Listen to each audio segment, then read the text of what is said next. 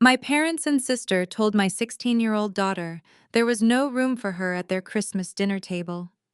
They forced her to wait for an expensive ride share in a blizzard because her clothes were supposedly too embarrassing for their wealthy guests to look at.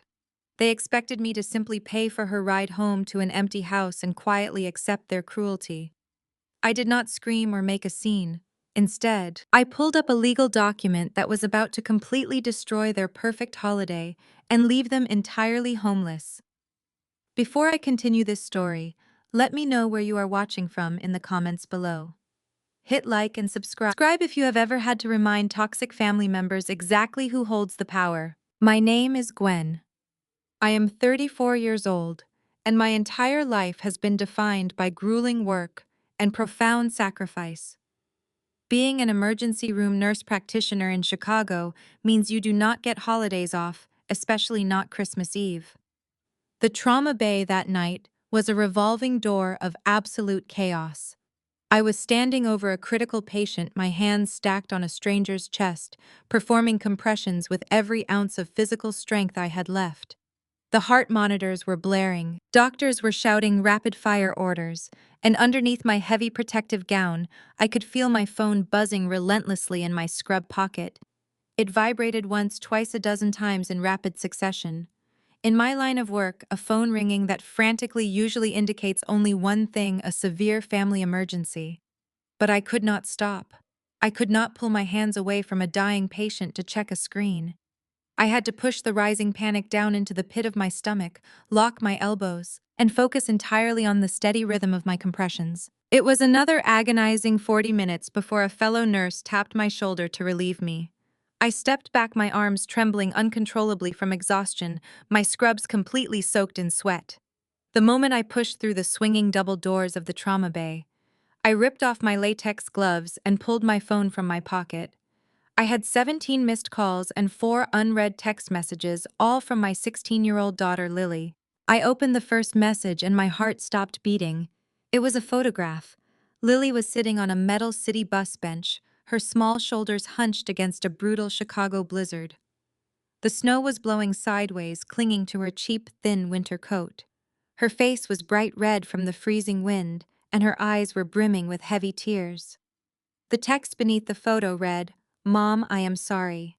Aunt Peyton said there is no room for me at the dinner table. Grandma told me to order a car to our empty house because Peyton's wealthy in-laws are visiting, and my thrift store sweater is too embarrassing for their family photos. They locked the front door. I am so cold." A blinding white-hot rage flared deep in my chest. Lily was the sweetest, most independent teenager you could ever hope to meet. Ever since my husband died in a tragic car accident 6 years ago, it had been just the two of us against the world. I worked 80-hour weeks to keep a secure roof over our heads and to slowly chip away at the massive medical debts his terrible accident had left behind. I had asked my parents, Sylvia and Donovan, for one simple favor this year. I asked them to let Lily spend Christmas Eve dinner at their house, so she would not have to sit alone in our cold, dark apartment while I worked a mandatory double shift to make holiday pay. They had agreed instantly, playing the role of loving, devoted grandparents. Yet here was my only child abandoned in a dangerous winter storm. I marched straight into the deserted hospital break room and dialed my mother's number. She answered on the second ring. The sound of clinking crystal glasses, soft jazz music, and loud, pretentious laughter echoed clearly in the background. Sylvia did not even bother to say hello to me. She just launched immediately into an annoyed, hushed whisper. "Gwen, do not start making a scene right now. We have very important guests over. Peyton's husband's parents just flew in from out of town, and everything needs to be absolutely flawless for the evening." I ignored her pathetic excuses, my voice dropping to a low, dangerous octave. "You kicked your own granddaughter out into a blizzard on Christmas Eve. You told a 16-year-old girl there was no room for her at your table." My mother sighed loudly into the receiver, sounding wildly inconvenienced by my completely justified anger. "Oh, please. She is practically an adult anyway.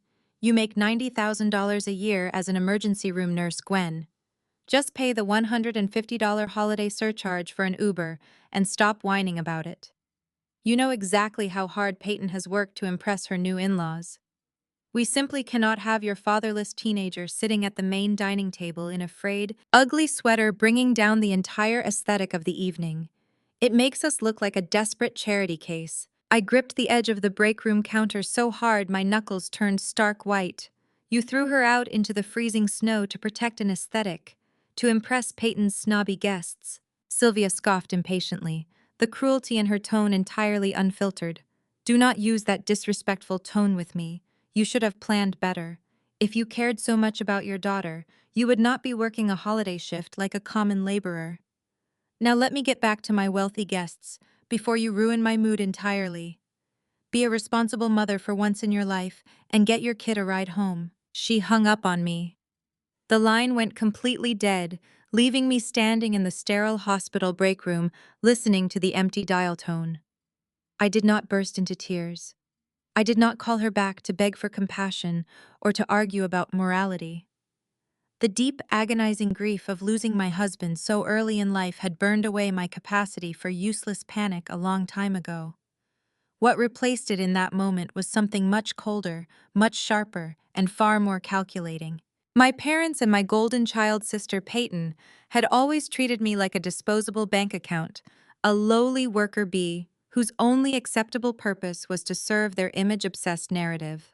They thought they were completely untouchable inside their massive, beautifully decorated suburban home.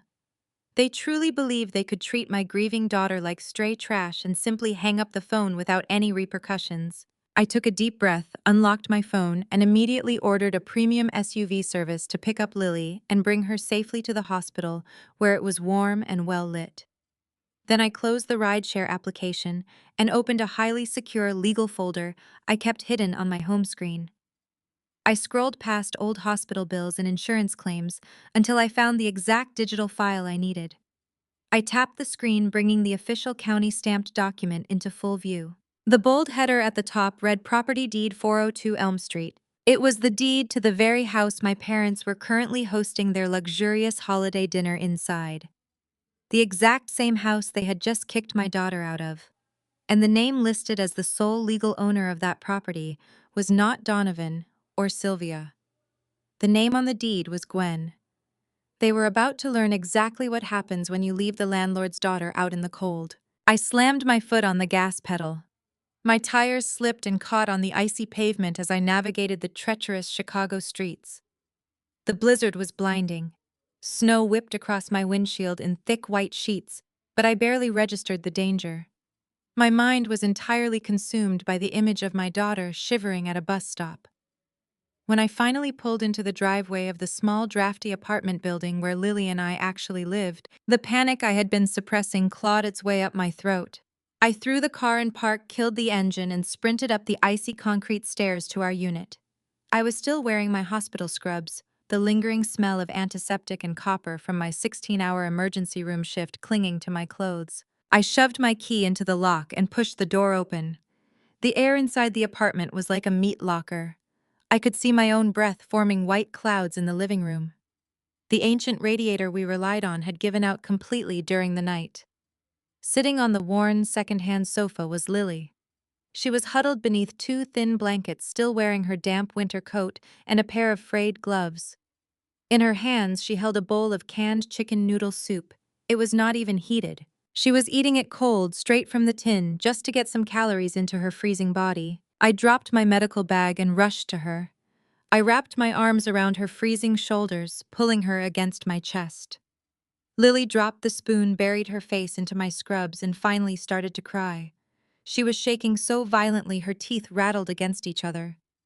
"Mom, I am so sorry," she sobbed, her voice muffled against my shoulder. "I did not mean to ruin their dinner party.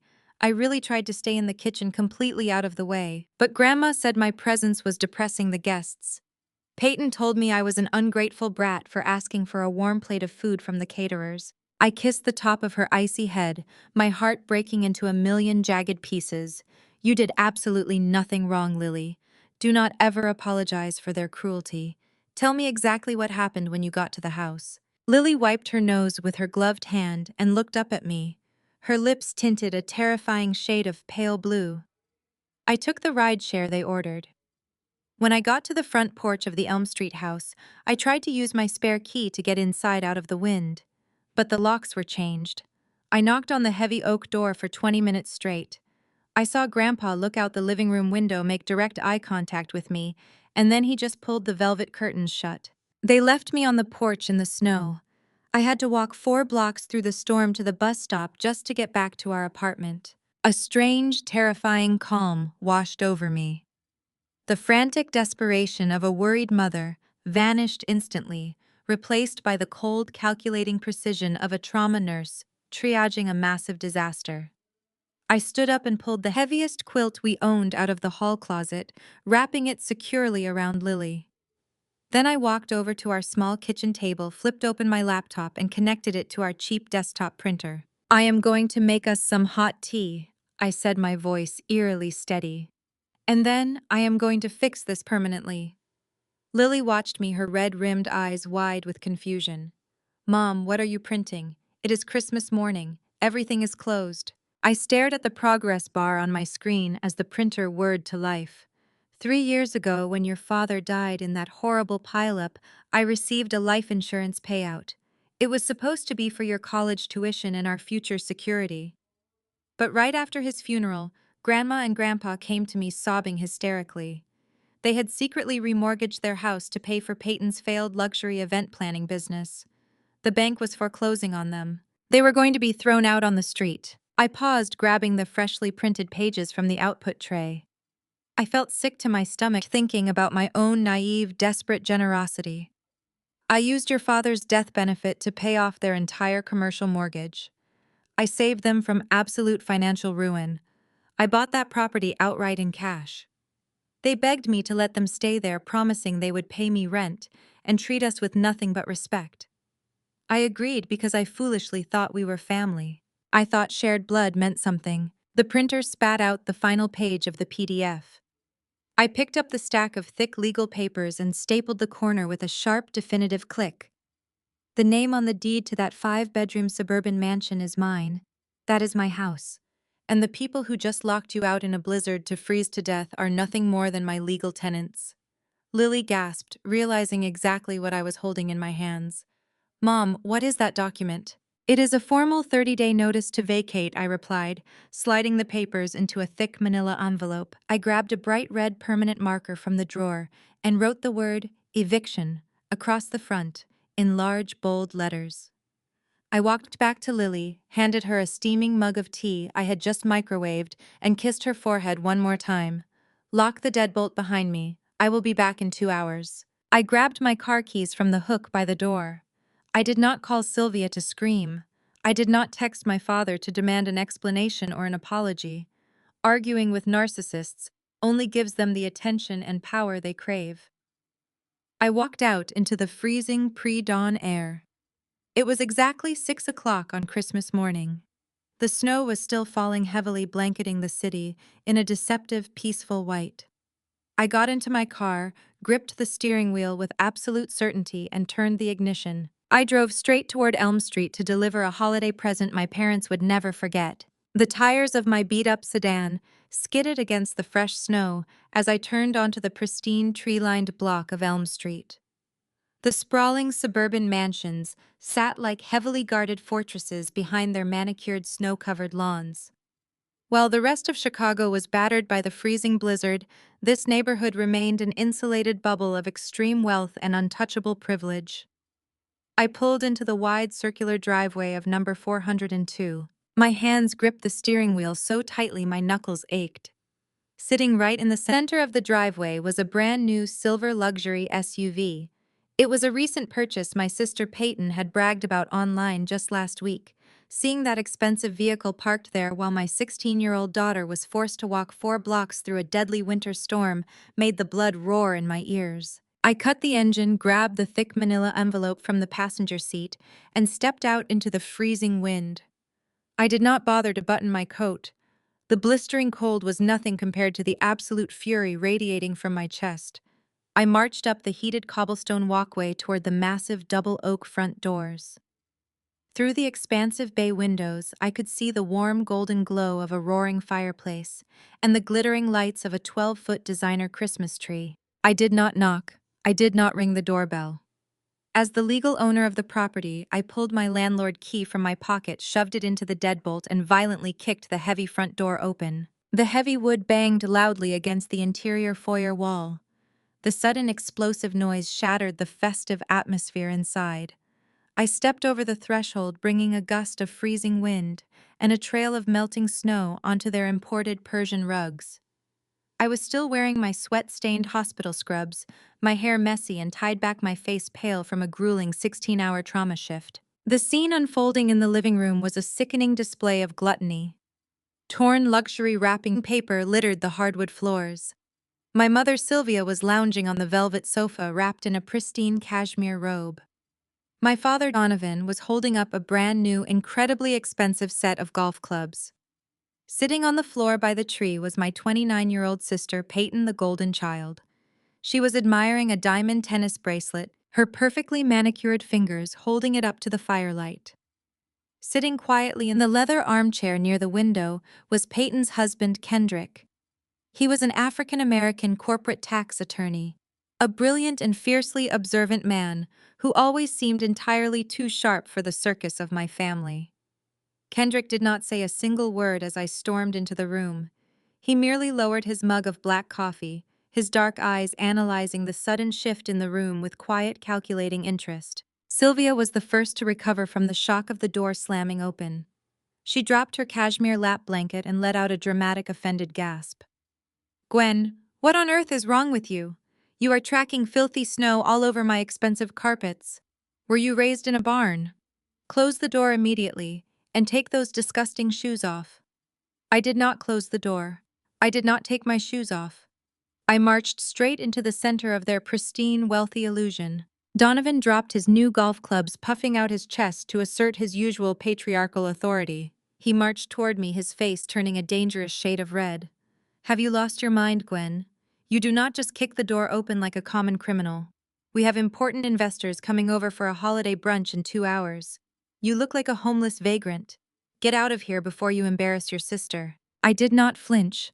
I did not shrink back like the compliant, obedient daughter they had conditioned me to be for 34 years. I looked directly into my father's eyes, and I forcefully threw the red-sealed manila envelope straight into his chest. It hit him with a loud smack before dropping to the floor at his feet. "Pick it up," I demanded, my voice carrying the icy, unyielding authority of an emergency room charge nurse giving orders in a crisis. Donovan blinked, genuinely taken aback by my complete lack of submission. He looked down at the envelope, then back up at me, his bluster momentarily faltering. "What is this garbage?" I said. "Pick it up and read it aloud, Donovan." Sylvia stood up, clutching her robe tightly around her neck. "Gwen, stop acting like a psychotic lunatic. You are ruining our Christmas morning. Peyton is trying to enjoy her gifts." I ignored my mother completely. My eyes remained locked on my father. He slowly bent down, his face a mixture of rage and confusion, and picked up the envelope. He ripped the red seal open and pulled out the thick stack of legal documents. I watched his eyes scan the bold black text at the top of the page. I watched the arrogant, entitled color drain entirely from his face, leaving him looking pale and suddenly very old. His hands actually began to tremble as he read the county-stamped seal and my bold signature at the bottom. "A 30-day notice to vacate," Donovan choked out, his voice cracking as he looked up at me in absolute horror. "You are evicting your own parents on Christmas." The entire room fell dead silent. Sylvia gasped, covering her mouth with her hands. Kendrick leaned forward in his leather chair, his eyes narrowing with intense, silent approval. I stepped closer to Donovan, completely invading his personal space, refusing to let him look away from the monster he had created. "You evicted my daughter into a blizzard from a house that my dead husband's life insurance paid for." I fired back, my words slicing through the room like shattered glass. "You took the blood money from my ruined family to save yourselves from the street. And then you treated my child like garbage to protect your pathetic social aesthetic." I turned my head to glare at Sylvia, who was shrinking back against the sofa, and then down at Peyton, who was still sitting on the floor clutching her diamond bracelet. "If there is no room for my daughter at your table, there is no room for you in my property," I stated, my voice echoing off the high vaulted ceilings. "Get out." For a fraction of a second I actually thought I had won. I thought the sheer undeniable reality of their legal situation would force them to their knees. But I had severely underestimated the depths of my sister's narcissistic entitlement. Peyton did not look scared. She did not look remorseful. Instead, she let out a sharp, condescending laugh. She stood up from the floor, brushing an invisible speck of dust from her silk pajamas, and walked directly toward me. She reached into her pocket and pulled out her smartphone. She tapped the screen a few times, a wicked, triumphant smirk spreading across her perfectly contoured face. Let's see how you pay the property taxes when you don't have a license to practice medicine. You think you hold the cards, you glorified pill pusher, Peyton sneered, holding her phone up so I could see an email confirmation on the screen. Let's see how you pay the property taxes when you don't have a license to practice medicine. I stared at the screen of Peyton's phone, my mind racing to process her threat. She was not just throwing a tantrum, she had already set a trap. I did not give her the satisfaction of showing fear. Instead, I looked her up and down, taking in her silk pajamas and her arrogant smirk. If you think threatening my career will stop this eviction, you are vastly underestimating me, Peyton. I turned to Donovan, whose face was still ash white. 30 days. If you are not out by January 24th, the sheriff will physically remove you.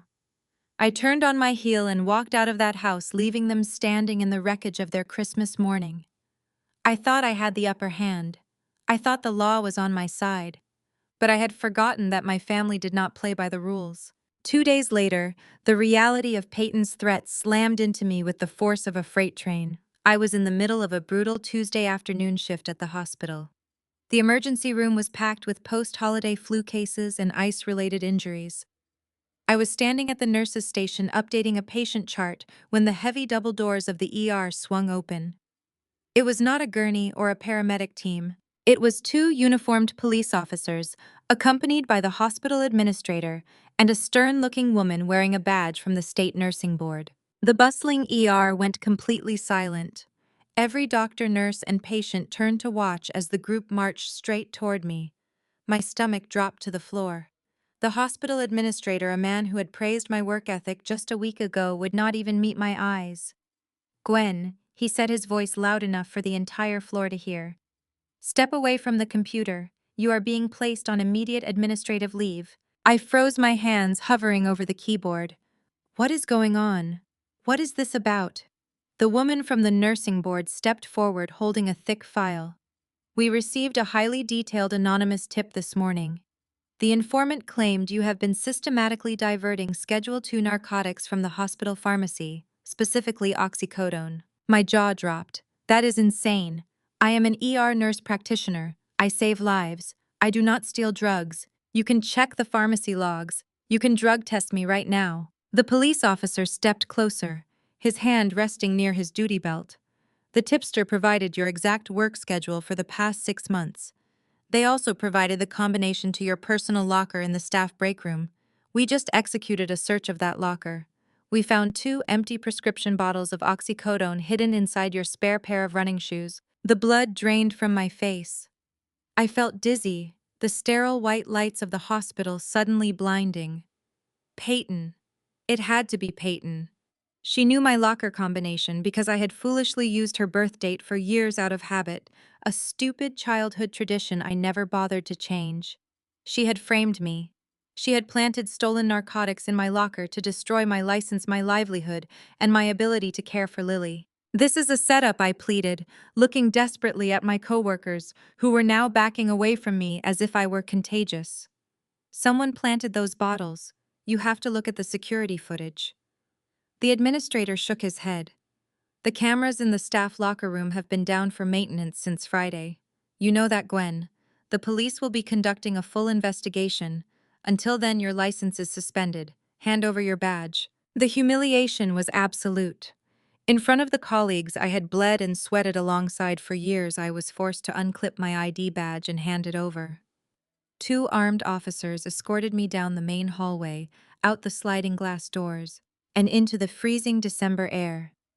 I was not in handcuffs yet, but the officer made it clear that criminal charges were pending once they dusted the bottles for fingerprints. I had lost my job. I was about to lose my license. I was facing years in prison for drug theft.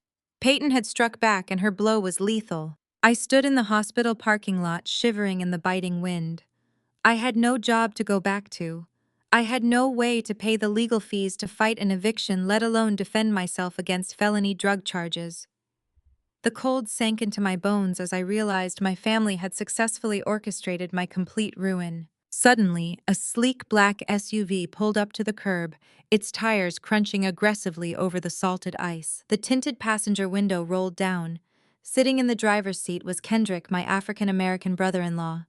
He was still wearing his sharp-tailored suit from his corporate law firm. He looked completely out of place in the grim hospital parking lot, but his dark eyes were burning with an intensity I had never seen before. He leaned across the console and popped the passenger door open. "Get in," he commanded, his voice tight with urgency.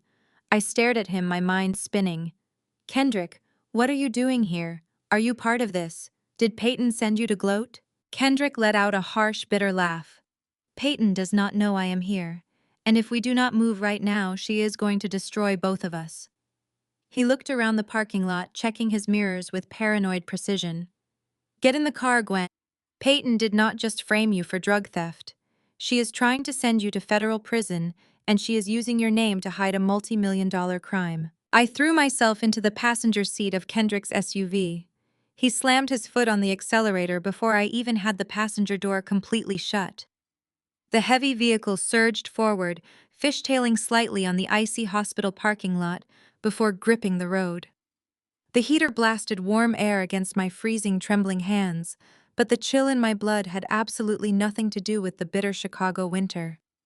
I stared at my brother-in-law, my heart hammering violently against my ribs. "What are you talking about, Kendrick?"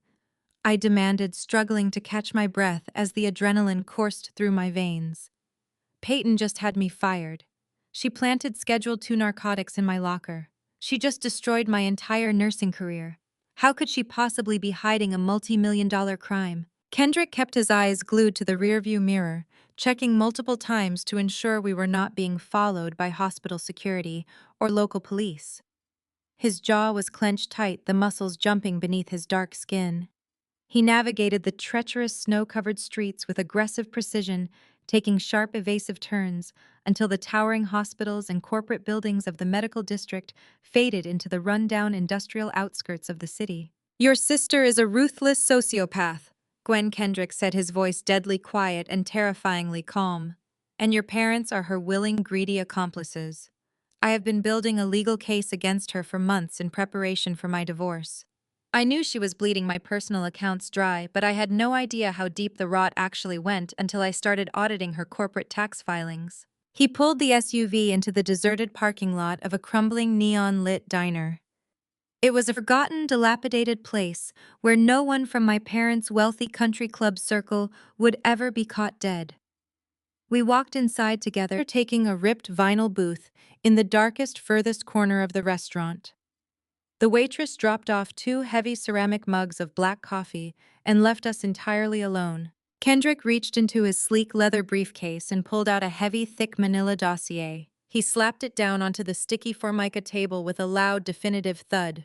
"Open it," he ordered. I reached out with shaking fingers and flipped open the heavy cardboard cover. The very first page was a master financial ledger for Peyton's so-called luxury event planning company. The columns were entirely bathed in red ink. I saw past due notices, aggressive breach of contract warnings, and default judgments from high-end catering companies, floral importers, and luxury venues. "Peyton is not a successful business owner," Kendrick explained, tapping a perfectly manicured finger against the disastrous balance sheet. "Her entire company is a complete mirage. She has not turned a single dime of profit in 4 years. She is millions of dollars in debt. That brand new silver SUV parked in your parents' driveway, the diamond tennis bracelets, the designer silk pajamas she was wearing on Christmas morning, it is all financed by ghost money." I stared at the staggering negative balances, shaking my head in pure, unadulterated disbelief. How is that even possible? Her vendors would have cut her off. The banks would have frozen her accounts and seized her assets years ago. How is she still getting approved for massive lines of credit? Kendrick reached across the table and turned to the next section of the dossier. He pushed a thick stack of printed bank statements directly toward me. "Look at the name on the accounts, Gwen." I looked down. At the very top of a platinum American Express statement showing an outstanding balance of over $80,000. I saw my own name. Right below it was another statement for a Chase Sapphire Reserve card, maxed out at $50,000. Again, it bore my exact name. My billing address was listed as the Elm Street Mansion. She stole my social security number. I whispered, the nausea rising so fast, I had to grip the rigid edge of the table to ground myself. While I was working 80-hour double shifts, paying off my dead husband's astronomical medical debt, and building my credit score back up to 800, she was using my pristine identity to fund her fake, glamorous lifestyle. Yes, Kendrick stated firmly. But the stolen credit cards are just the appetizer. Turn to the third tab. That is the main course, and that is exactly why they needed you completely out of the picture today. My fingertips were entirely numb as I flipped the heavy plastic divider. Staring back at me was a 50-page commercial loan agreement. It was a massive high-interest business loan from a private federal lender. My eyes scanned the bold text locking onto the principal amount. It was staggering. $1.5 million. Peyton ran out of credit card limits 6 months ago. Kendrick explained, his tone shifting into the sharp, surgical cadence of the elite corporate tax attorney he was. She was about to be sued into absolute oblivion by her creditors. She went to your father crying. Donovan knew they could not use their own ruined credit, so he found an illegal workaround. He forged a comprehensive power of attorney document legally claiming you had granted him full financial control over all your assets. I felt the entire diner spin around me. The house, I gasped, the horrific realization hitting me like a physical blow to the chest. He used my house. I used the Elm Street property as collateral. Kendrick confirmed, his dark eyes filled with a terrifying mixture of deep pity and boiling rage. He pledged the 5-bedroom mansion that your husband's life insurance paid for to secure a $1.5 million commercial loan for Peyton's failing business. They cashed out the entire equity of your home to pay off her angry vendors and fund her parties. The puzzle pieces violently slammed into place. The cruelty, the sudden eviction of my daughter into a blizzard, the perfectly timed anonymous tip to the state nursing board. None of it was just petty family drama. It was a highly calculated, desperate cover-up. If I legally evicted them, I would take immediate possession of the property. I said, my voice shaking as I put their horrifying timeline together. I would have ordered a property appraisal. I would have instantly discovered the massive lien on the house. They framed me for drug theft to completely discredit me. If I went to the police claiming identity theft, I would look like a desperate drug-addicted nurse trying to lie my way out of a felony narcotics charge. Exactly, Kendrick said, leaning back in the vinyl booth. They neutralized you as a credible witness against them. I stared at the forged signatures on the loan documents, my chest heaving with shallow breaths. What happens now? I can just show this dossier to the police, right? You have the hard proof. Kendrick shook his head, his expression turning unimaginably grim. It is not that simple, Gwen. Peyton's business is a financial black hole. She has already blown through half of that loan money just maintaining her elite image. Within 30 days, she will miss the first major balloon payment. The commercial loan is going to default. I swallowed hard, tasting bitter bile at the back of my throat. And when it defaults, the bank forecloses on my house. They will not just seize the house, Kendrick corrected, leaning over the table so I could hear the absolute terrifying severity in his voice. This is a commercial loan crossing state lines secured with forged federal documents. When the bank investigates the massive default, they will see your name on the defaulted credit cards, your name on the property deed, and your forged signature on the loan agreement. The FBI will not view you as a naive victim. They will view you as the criminal mastermind who used her parents' address to run a massive $1 million fraud ring. If we do not dismantle their entire operation before that default hits, you will not just lose your nursing license. You will be indicted for federal bank fraud, and you will spend the next 20 years in a federal penitentiary. The silence in the diner following Kendrick's warning was absolute. The word penitentiary echoed in my skull, a terrifying reality that threatened to crush the very breath out of my lungs. I looked at the chaotic ledger, the forged loan documents, and the stolen credit card statements. My hands shook so violently, I had to press them flat against the sticky formica table. How do we stop them? I asked, my voice barely above a whisper.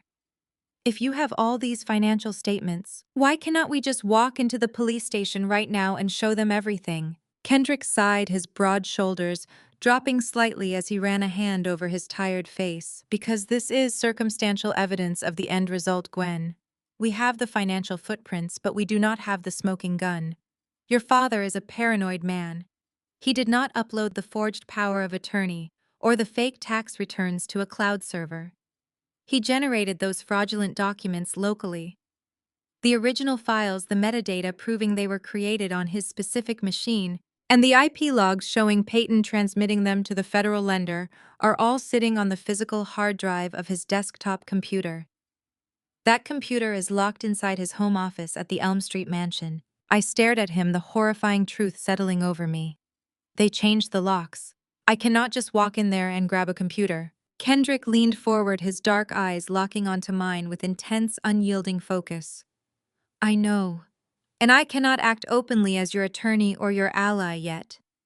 Peyton has been secretly trying to saddle my name with her failing business debts while funneling whatever cash she can steal into hidden offshore accounts. I am building a divorce case that will completely obliterate her, but I need irrefutable proof of her federal fraud to shield my own assets and my law license. If I tip my hand now, if they even suspect I am onto them, Peyton will smash that hard drive with a hammer and burn the pieces. We need to secure the digital source files first. How I demanded, the desperation clawing at my throat.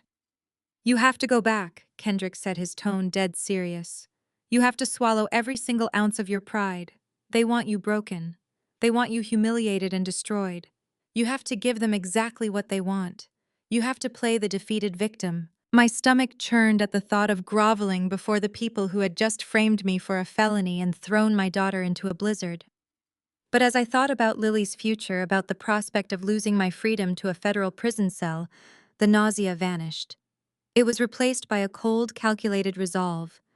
I would play whatever part was necessary to see them in handcuffs. Kendrick reached into his tailored suit jacket and pulled out a small, sleek black USB drive. This is a custom decryption tool, he explained, sliding it across the table into my hand. It is programmed to bypass standard passwords and clone the entire contents of a hard drive in less than 10 minutes. You need to get inside that house, get into his office, and plug this in. But to get through the front door, you have to convince them you have absolutely nothing left. 2 hours later, I dropped Lily off at the apartment of a trusted fellow nurse, explaining only that I had an emergency to handle and needed her safe. Once I was alone, I prepared for the performance of a lifetime. I rubbed my eyes violently until they were bloodshot and swollen. I messed up my hair, allowing it to hang in a ragged, unkempt mess around my pale face. I made sure I looked exactly like a woman who had just had her entire life ripped away. When I pulled back into the driveway of the Elm Street mansion, the snow had stopped falling, leaving the neighborhood encased in a bitter, freezing silence. I walked up the heated cobblestone path, my legs genuinely shaking from the adrenaline coursing through my veins. I did not kick the door this time. I knocked weakly, hesitantly, like a beaten dog returning to its abusive owner. The heavy oak door swung open. Donovan stood there, his face an arrogant mask of superiority. Behind him stood Sylvia and Peyton, holding glasses of expensive champagne, looking like royalty surveying a peasant.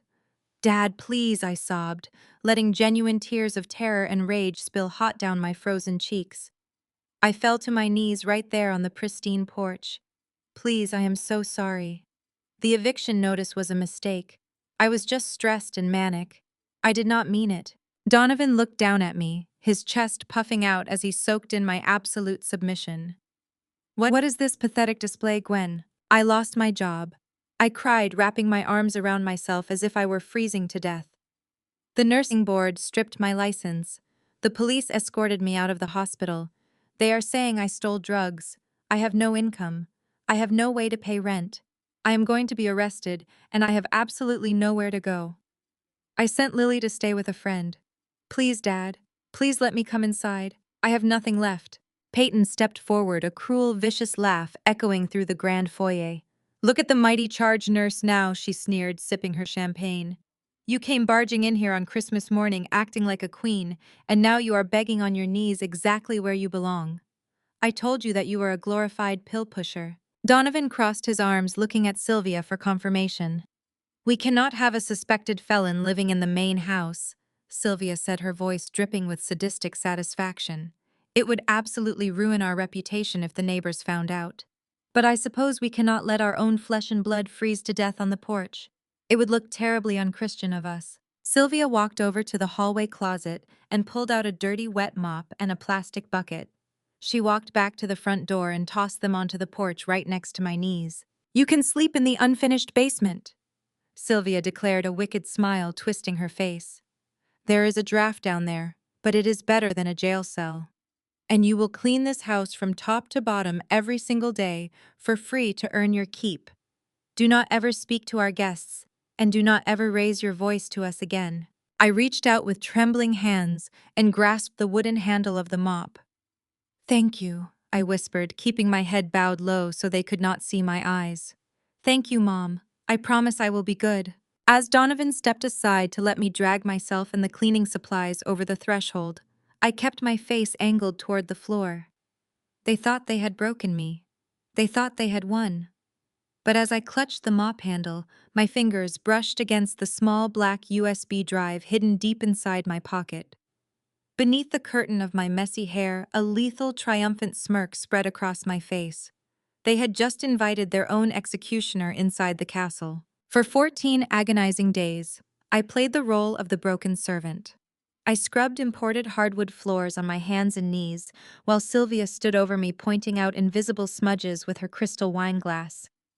I washed Donovan's luxury golfwear and ironed the expensive silk blouses Peyton bought using my stolen identity. Every night I retreated to the freezing, unfinished basement, sleeping on a thin mattress while they ordered lavish meals from downtown restaurants. They bragged loudly about their Wagyu steaks, ensuring their voices carried down the basement stairs just to twist the knife. I bit my tongue so hard it bled. I let them call me a jobless failure. I let Peyton sneer at my ragged clothes. I swallowed every insult because I knew their arrogance was their greatest vulnerability. They became so comfortable with my absolute submission that they stopped locking interior doors. They thought I was too terrified of being thrown into the winter cold to ever step out of line. On the 15th evening, Donovan announced they were attending a high-profile charity gala hosted by his country club buddies. Peyton spent 3 hours getting ready, complaining that the diamonds she rented were not flashy enough. When their luxury SUV finally pulled out of the driveway, taking all 3 of them to their glamorous evening, the house fell dead silent. This was my window. I dropped my cleaning bucket, wiped my wet hands on my apron, and sprinted up the grand staircase. Donovan's home office was at the end of the hall. He had installed a heavy deadbolt on it last week, but Kendrick had anticipated that. Along with the decryption drive, my brother-in-law had slipped me a basic lockpicking kit and taught me how to use it during our brief meetings. I slid the tension wrench into the keyhole, my hands shaking as I applied pressure. The lock clicked open. I slipped inside and gently shut the heavy mahogany door behind me. The room smelled of expensive cigars and leather. I bypassed the decorative bookshelves and went straight to the massive desktop computer sitting on his oak desk. I pressed the power button. The screen illuminated instantly, demanding a password. I reached into my pocket and pulled out the sleek black USB drive Kendrick had given me. I plugged it into the back of the tower. The custom program launched automatically. Black terminal windows popped up on the screen, lines of code scrolling faster than my eyes could track. Kendrick had said it would take less than 10 minutes to bypass the encryption and clone the physical drive. I stood frozen in the dark office, watching the progress bar creep forward. 10%, 30%. The silence of the empty mansion was deafening, broken only by the soft hum of the computer fan. At 60%, a folder popped open on the desktop. It was labeled simply as Financials. I could not resist. I clicked on it, diving into the subfolders. What I found made my blood run entirely cold. Right there, sitting in plain sight, was a folder named Nursing Board. I clicked it open and found a lengthy email chain between Peyton and an anonymous encrypted email service. It was the exact script of the tip sent to the hospital. Peyton had literally typed out my locker combination and explicitly directed the service to mention the oxycodone. She had paid them $500 in cryptocurrency to make the call untraceable. She had orchestrated the absolute destruction of my nursing career from this very chair. I clicked back and opened another folder labeled Commercial Loan. There were the forged property deeds bearing my digitally traced signature. But that was not all. I found a subfolder containing fake tax returns Donovan had submitted to the bank. He had artificially inflated Peyton's event planning revenue by $3 million, creating fake invoices and fake client lists to secure the commercial loan. They had committed systemic, multi-layered federal fraud. It was a digital goldmine of undeniable, irrefutable evidence. The FBI would not even need to dig. The entire roadmap to federal prison was neatly organized in these files. The progress bar hit 95%. I was seconds away from securing the cloned drive and sneaking back down to the basement. I would hand the drive to Kendrick, and we would bring this entire empire crashing down. Then I heard it. The sharp, unmistakable electronic chirp of the front door keypad unlocking. My heart slammed against my ribs. I glanced at the clock on the wall. It had barely been 45 minutes. The gala was supposed to last until midnight. They were not supposed to be home. The heavy front door swung open. I heard the aggressive clacking of designer heels hitting the foyer marble. It was Peyton. She was not with our parents. She was alone and she was screaming into her cell phone. "I do not care what your manager says," Peyton yelled, her voice echoing up the grand staircase. "You run that credit card again. I am not leaving a $5,000 deposit on a frozen card. Do you have any idea who I am? You tell your fraud department to unblock my account immediately before I sue your entire company into the ground." The progress bar on the computer hit 99%. Peyton's footsteps were moving fast, stomping directly up the stairs. She was heading straight for the second floor. She was heading straight for the office. I realized instantly what was happening. The bank had flagged her stolen credit cards, the ones carrying my social security number. She was coming to her father's office to find the backup financial documents to force the bank to unlock the accounts. The computer screen flashed green. Transfer complete. I ripped the USB drive out of the computer port. I frantically moved the mouse to close the folders I had opened, trying to leave the desktop exactly as I had found it. The computer screen went dark, returning to its locked state. But Peyton's footsteps were already in the hallway. She was less than 10 feet from the office door. "Why is my credit score dropping by 200 points?" Peyton shrieked into the phone, completely unhinged. "I have a $1.5 million commercial loan backing my business. Fix it right now." I spun around, desperately scanning the dimly lit room for any viable place to hide from her incoming wrath. The heavy brass and mahogany door handle began to slowly turn. I dove toward the cleaning bucket I had left near the doorway. With a fraction of a second to spare, I tossed the sleek black USB drive straight into the murky, soapy water. I dropped to my knees just as the heavy door swung open, splashing my bare hands into the bucket and scrubbing furiously at a non-existent stain on the baseboard. Peyton stormed into the office, her face flushed with absolute rage. She froze when she saw me kneeling on the floor, her smartphone still pressed to her ear. I hung my head, keeping my posture completely submissive, letting my messy hair obscure my face. "What are you doing in here?" Peyton shrieked, lowering her phone. "Are you snooping through Dad's things, you pathetic loser?" "No, Peyton, I swear," I whimpered, injecting as much terror into my voice as I could physically muster. "Mom told me to clean the baseboards in all the upstairs rooms. I am just doing my chores. Please do not tell them I was in here. I do not want to be thrown out into the cold." Peyton sneered, stepping closer so her designer heels were inches from my wet hands. "You are disgusting. Get out of my sight before I have Dad throw you out into the snow where you belong, and take this filthy bucket with you. The smell of cheap bleach is making me nauseous." "Yes, Peyton. I am so sorry," I cried, grabbing the heavy plastic handle of the bucket and dragging it out of the room. As I pulled the bucket down the hallway, I could hear her screaming into the phone again, demanding the bank representative transfer her to the fraud department immediately. She was entirely focused on her collapsing financial empire, completely unaware that the instrument of her absolute destruction was currently floating in my dirty mop water. I hurried down the grand staircase and practically threw myself into the freezing, unfinished basement.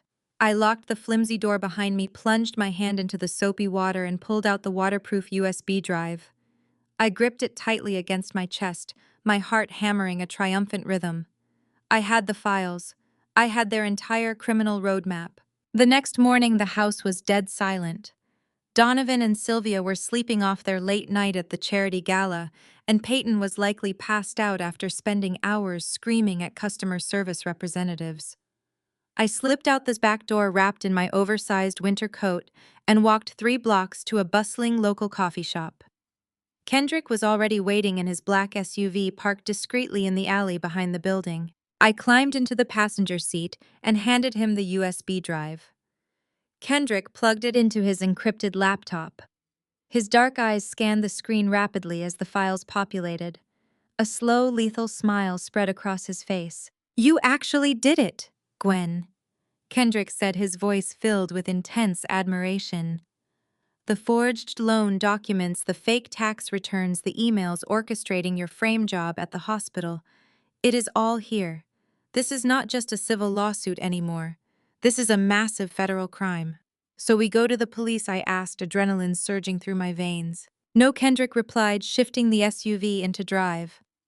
"Local police will mishandle a financial crime of this magnitude. We are taking this straight to the top. We are going to the Internal Revenue Service Criminal Investigation Field Office downtown." 30 minutes later, we were sitting in a sterile, brightly lit interrogation room inside the federal building.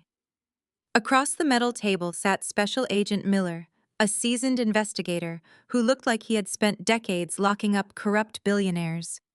Kendrick, acting as my official legal counsel, laid out the entire case. He walked the agent through the stolen identity, the fake event planning revenue, the fraudulent commercial loan, and the orchestrated destruction of my nursing career to silence me as a witness. Agent Miller plugged our USB drive into a secured, isolated terminal. The room was silent for 20 agonizing minutes while he reviewed the digital evidence. When he finally looked up, his expression was deadly serious. "Your father and sister have executed a highly sophisticated, multi-layered fraud scheme," Agent Miller stated, crossing his arms over his chest.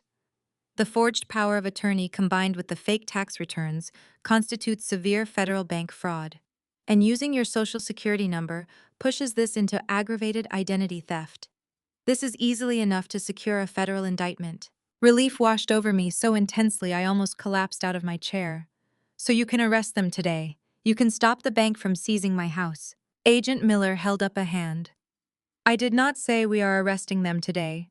The evidence you provided is incredibly strong, but high-priced defense attorneys can argue that digital files were manipulated or hacked. To guarantee a conviction with absolutely no chance of bail, to ensure they go to federal prison for decades, we need to catch them committing the crime in real time." I stared at him, my frustration mounting.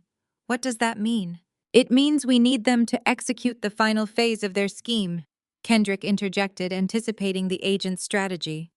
"The commercial loan was approved, but the bank placed a temporary hold on the $1.5 million transfer because Peyton's credit account started flagging for fraud." Agent Miller nodded. "Exactly. We need your father Donovan to physically authorize the wire transfer of those illicit funds across state lines into the offshore accounts your sister set up. The moment that money crosses the digital border, the crime of wire fraud is complete. It becomes a federal racketeering case. But we need to know exactly when he plans to move the money so we can intercept it live." I slumped back in my chair. "Donovan is paranoid. He could execute that transfer at any time from his home office." "No, he cannot," Kendrick said, a brilliant, dangerous light flashing in his eyes. "Peyton has been screaming about a hard deadline. She owes $500,000 to angry catering and venue vendors. If she does not pay them, they are going to publicly ruin her. She is hosting a massive, highly publicized event to secure new wealthy investors. She needs that loan money to hit her offshore accounts right before the event, so she can pay the vendors in cash and maintain her fake billionaire aesthetic." "What event?" Agent Miller asked, pulling a notepad closer. "Her New Year's Eve Investors Gala," Kendrick replied. It is happening in exactly 4 days at the most exclusive country club in Chicago. Donovan is going to authorize the wire transfer from his laptop right before he steps up to the podium to give his keynote speech. He wants the funds cleared before the midnight toast. Agent Miller wrote down the information, a sharp smile forming on his face. 4 days. That gives us just enough time to secure the federal warrants and coordinate a strike team.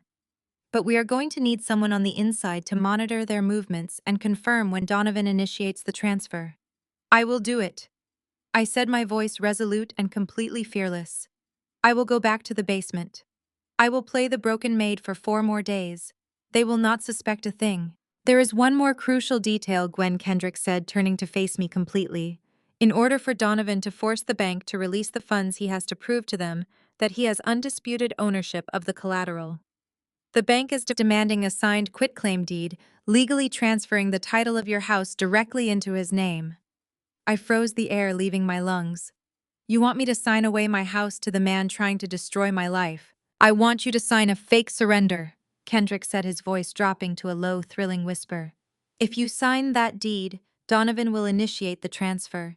And when he does, we spring the federal trap. I stared at Kendrick across the metal table in the federal building. The sheer audacity of the plan sent a shiver down my spine, but the fire in my brother-in-law's eyes told me this was our only path to absolute victory. I nodded once, sealing our pact. I left the IRS office, my mind racing with the precise choreography of the trap we were setting. I returned to the Elm Street mansion just before noon, slipping through the side door and descending silently into the freezing, unfinished basement. I wrapped myself in the thin, moth-eaten blanket Sylvia had provided and sat on the bare concrete floor, waiting in the damp darkness. I did not have to wait long. The heavy wooden door at the top of the stairs creaked open. Heavy, deliberate footsteps echoed on those wooden planks. Donovan descended into the gloom, clutching a crisp white legal document in his right hand and a silver pen in his left.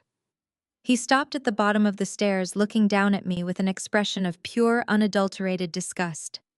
The dim basement light cast long, sinister shadows across his face, highlighting the ruthless greed that had consumed my father. "Get up!" Gwen Donovan ordered, his voice echoing off the concrete walls. "We are putting an end to this little real estate technicality right now. The commercial lender needs to clear a minor administrative hurdle before they release the rest of Peyton's business capital. They want a formal quitclaim deed showing you surrender any and all rights to this property." I scrambled to my feet, clutching the blanket around my shoulders. I forced my lower lip to tremble, channeling every ounce of genuine trauma I had endured over the past week into a performance of absolute broken terror. "Dad, please," I sobbed, letting my voice crack perfectly. "I cannot sign the house over to you. It is the only thing I have left from my husband. It is Lily's inheritance. If I lose the house, we have literally nothing." Donovan took a step forward, invading my personal space. The scent of his expensive cologne mixed with the musty basement air. "You already have nothing," he sneered, his eyes narrowing into vicious slits. "You are a jobless, disgraced nurse facing felony drug charges. If you do not sign this document right now, Peyton is going to make another anonymous phone call. This time, she's going to tell the police that you hid a massive stash of stolen hospital narcotics inside Lily's school backpack." My blood ran entirely cold. The sheer evil of threatening to frame his own 16-year-old granddaughter for drug possession was staggering. I did not have to fake the tears that spilled over my eyelashes. They were tears of pure, unadulterated rage, but Donovan mistook them for absolute defeat. "You would not do that to Lily," I whispered, sinking back down to my knees on the cold floor. "She is just a child. She is your granddaughter." Donovan laughed, a harsh, grating sound that bounced off the basement walls. "I will do whatever it takes to protect this family's wealth.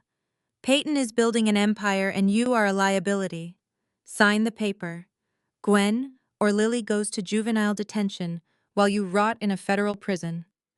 I will make sure the state puts her in the worst foster care system in Chicago." I buried my face in my hands, sobbing loudly, playing the thoroughly crushed victim he desperately needed me to be. "Okay," I cried. "I will sign it. Just please leave Lily alone. I will give you the house. But a quitclaim deed has to be legally notarized." The bank will not accept it just with my signature. Donovan smirked, clearly thrilled with his own brilliant foresight. I know how the law works. I already handled the notary. He turned and shouted up the stairs. Kendrick, get down here. Heavy measured footsteps descended the stairs. My brother-in-law stepped into the basement dressed in his immaculate tailored charcoal suit. Kendrick looked around the dreary freezing room with an expression of deep practiced distaste. Donovan genuinely believed Kendrick was a corrupt, loyal family lawyer, desperate to protect Peyton's luxurious lifestyle and his own high society reputation. Donovan had no idea he had just invited a federal informant into his criminal conspiracy. Kendrick pulled a golden notary stamp from his breast pocket and looked down at me with feigned contempt. Let us make this quick, Gwen Kendrick said, his tone dripping with fake annoyance. I have important corporate clients waiting for my review. Sign the line indicating you surrender all claims, titles, and interests in the property. Donovan shoved the document and the silver pen into my trembling hands. I looked down at the paperwork. I could feel Kendrick's dark eyes watching my every move. I raised the pen and with shaking fingers signed my full legal name on the dotted line. Kendrick stepped forward, snatched the document from my hands, and pressed his heavy notary stamp onto the bottom of the page. He signed his own name over the seal with a swift, aggressive flourish. He handed the completed deed directly to Donovan. There you go, Donovan, Kendrick said smoothly. It is officially notarized and fully executed. The commercial lender will accept this upload immediately. You can trigger the $1 million wire transfer right now. Donovan practically snatched the paper from Kendrick's hands, vibrating with absolute greed. He looked at the signature, his eyes wide with triumphant obsession. Finally, Donovan breathed. The money will hit Peyton's offshore accounts before her New Year's Eve gala tonight. We are completely untouchable. He turned his back on me without another word, practically sprinting up the basement stairs to scan the document into his home office computer. The moment the door slammed shut at the top of the stairs, the heavy silence returned to the basement. I looked up at Kendrick. The fake annoyance had completely vanished from his face, replaced by a sharp, lethal smirk. He does not know, does he? I whispered. Kendrick adjusted his suit jacket, his eyes gleaming with brilliant, calculated victory. No, he does not. I used my old notary commission stamp that expired 3 years ago. I also deliberately altered the legal parcel identification number on the second page. The automated banking software will accept the upload and trigger the wire transfer immediately. But the second the Internal Revenue Service audits that file the deed is legally void. You still own this house, Gwen. I stood up from the freezing concrete floor, brushing the dust from my knees. My tears were completely gone. Donovan is uploading the file right now, Kendrick said, checking his heavy silver wristwatch. In exactly 5 minutes, he is going to click the button to authorize a $1 million wire transfer across state lines. The moment that money moves, the crime of federal wire fraud is officially complete. The trap is set. A dark, thrilling anticipation settled deep into my bones. The bait had been swallowed whole. Now it was time to burn their entire empire to the ground. Before, Kendrick walked back up the wooden basement stairs to resume his role as the obedient son-in-law. He had slipped a tiny black wireless earbud into the palm of my hand. It was synced directly to a secure network of micro-audio recorders he had meticulously planted throughout the Elm Street mansion over the past 6 months. For the next 12 hours, I did not sleep a single wink. I sat on my thin, freezing mattress, pressed the earbud deep into my ear, and listened to the spectacular, agonizing disintegration of my sister's fake empire. The audio feed from Peyton's master suite was crystal clear. I could hear the aggressive, frantic clicking of her designer heels as she paced the hardwood floor like a caged animal. She was on the phone with the primary event coordinator for her massive New Year's Eve gala, and she was losing her mind. Her voice, usually dripping with arrogant superiority, was cracking with pure, unadulterated desperation. "I am telling you, the funds are clearing tomorrow morning."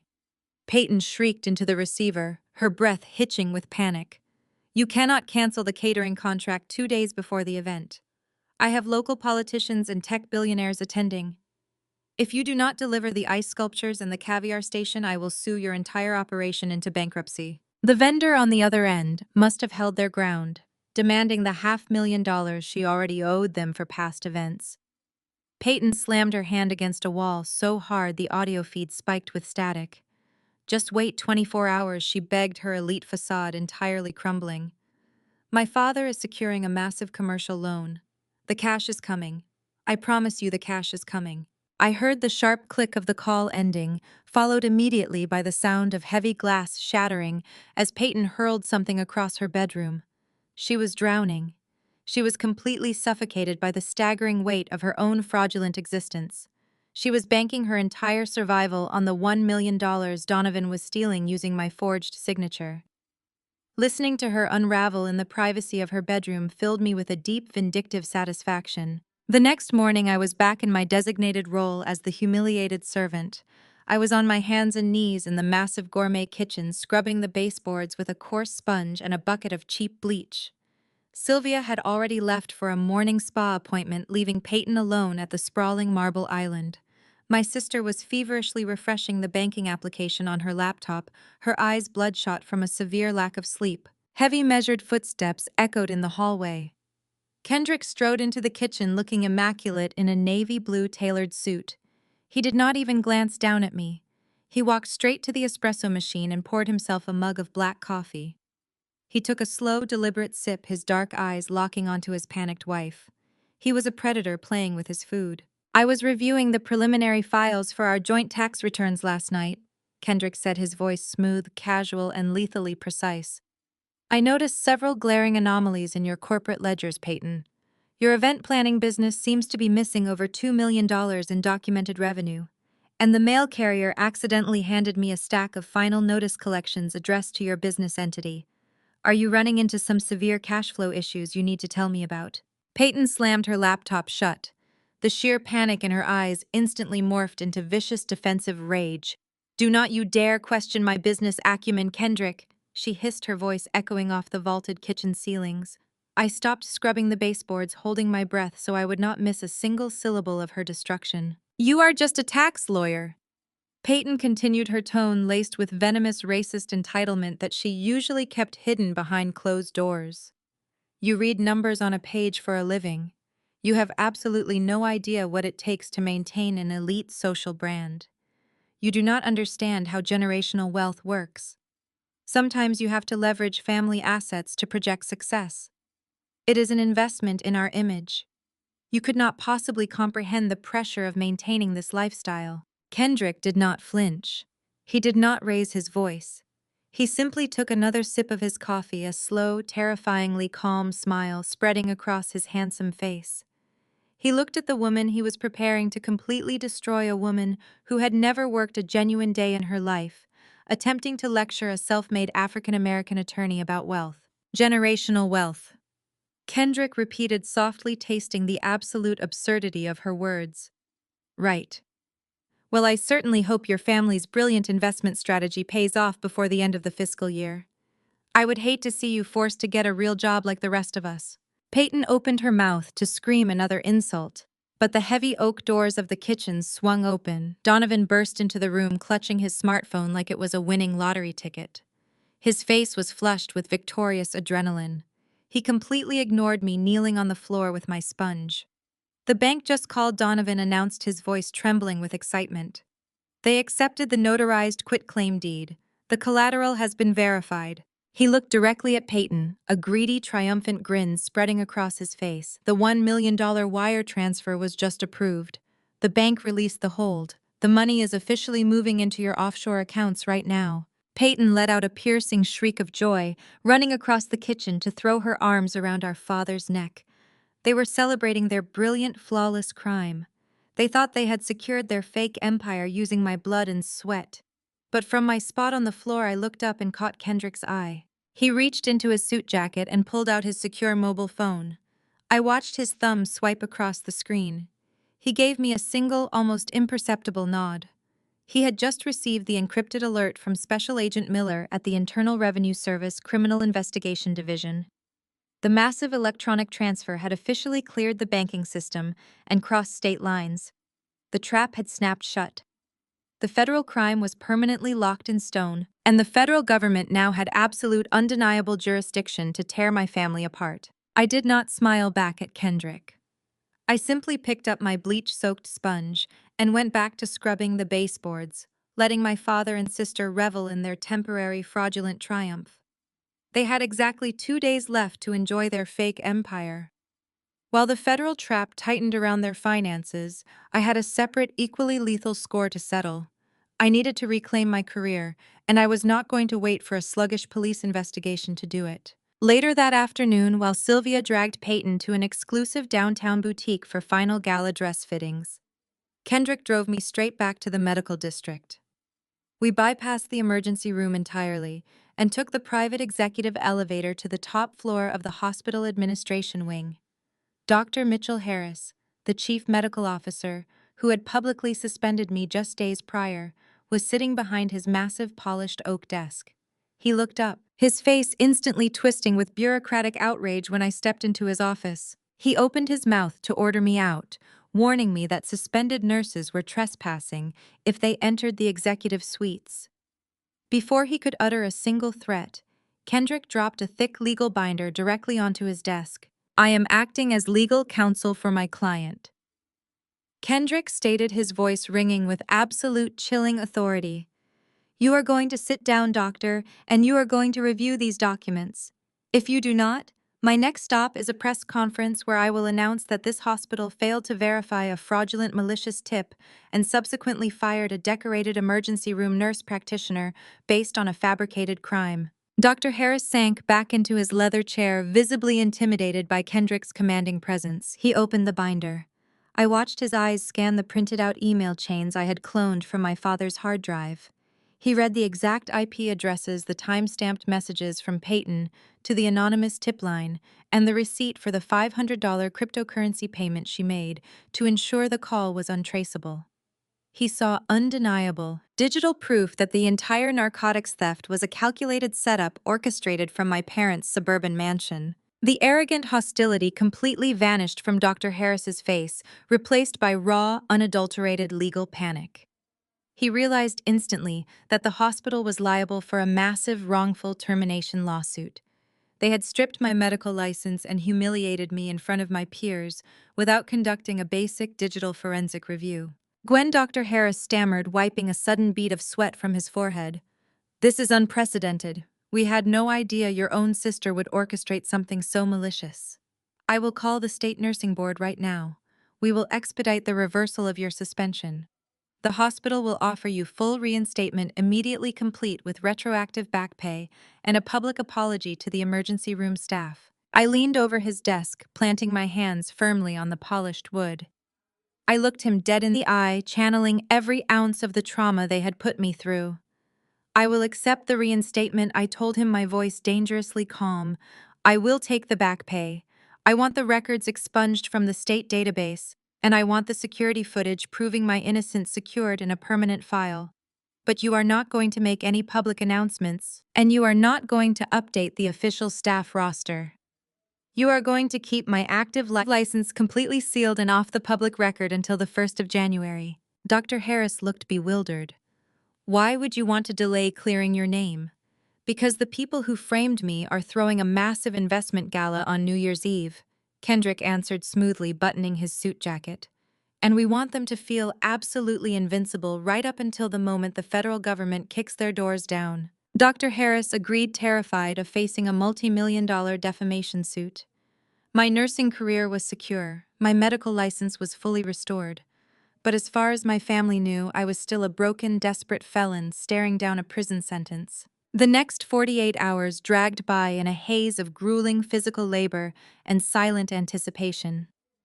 I continued playing the role of the humiliated maid, cleaning the Elm Street mansion from top to bottom as preparations for Peyton's New Year's Eve Investors Gala reached a fever pitch. Delivery trucks arrived hourly, dropping off expensive floral arrangements cases of vintage champagne and luxury catering equipment. Donovan and Sylvia were vibrating with greedy excitement, convinced that the stolen $1 million wire transfer had secured their elite status permanently. They treated me worse than ever, throwing dirty cocktail napkins at my head and demanding I polish the silver until my hands bled. Finally, the sun set on December 31st. The temperature outside plummeted as night fell over Chicago. Upstairs, the house was a whirlwind of frantic, self-absorbed vanity. I could hear Peyton screaming at her makeup artist about a flawed contour, while Sylvia complained loudly about the fit of her imported sequined gown. They were entirely consumed by their own shallow reflections, blissfully unaware of the catastrophic storm that was about to hit them. I sat on the edge of my thin, freezing mattress in the dark, unfinished basement. I was still wearing my ragged cleaning clothes, my hands raw and blistered from the cheap bleach. Heavy footsteps clattered down the wooden basement stairs. Sylvia appeared on the bottom step fully dressed in her shimmering evening gown, dripping in stolen diamond jewelry. She looked down at me with an expression of pure, unadulterated disgust. I clutched my thin blanket, making sure my face reflected the absolute despair she craved. "We are leaving for the country club," Sylvia announced, her voice dripping with cruel, malicious superiority. "Do not even think about coming upstairs or touching the food in the refrigerator." She turned around, marched back up the wooden steps, and pulled the heavy basement door shut.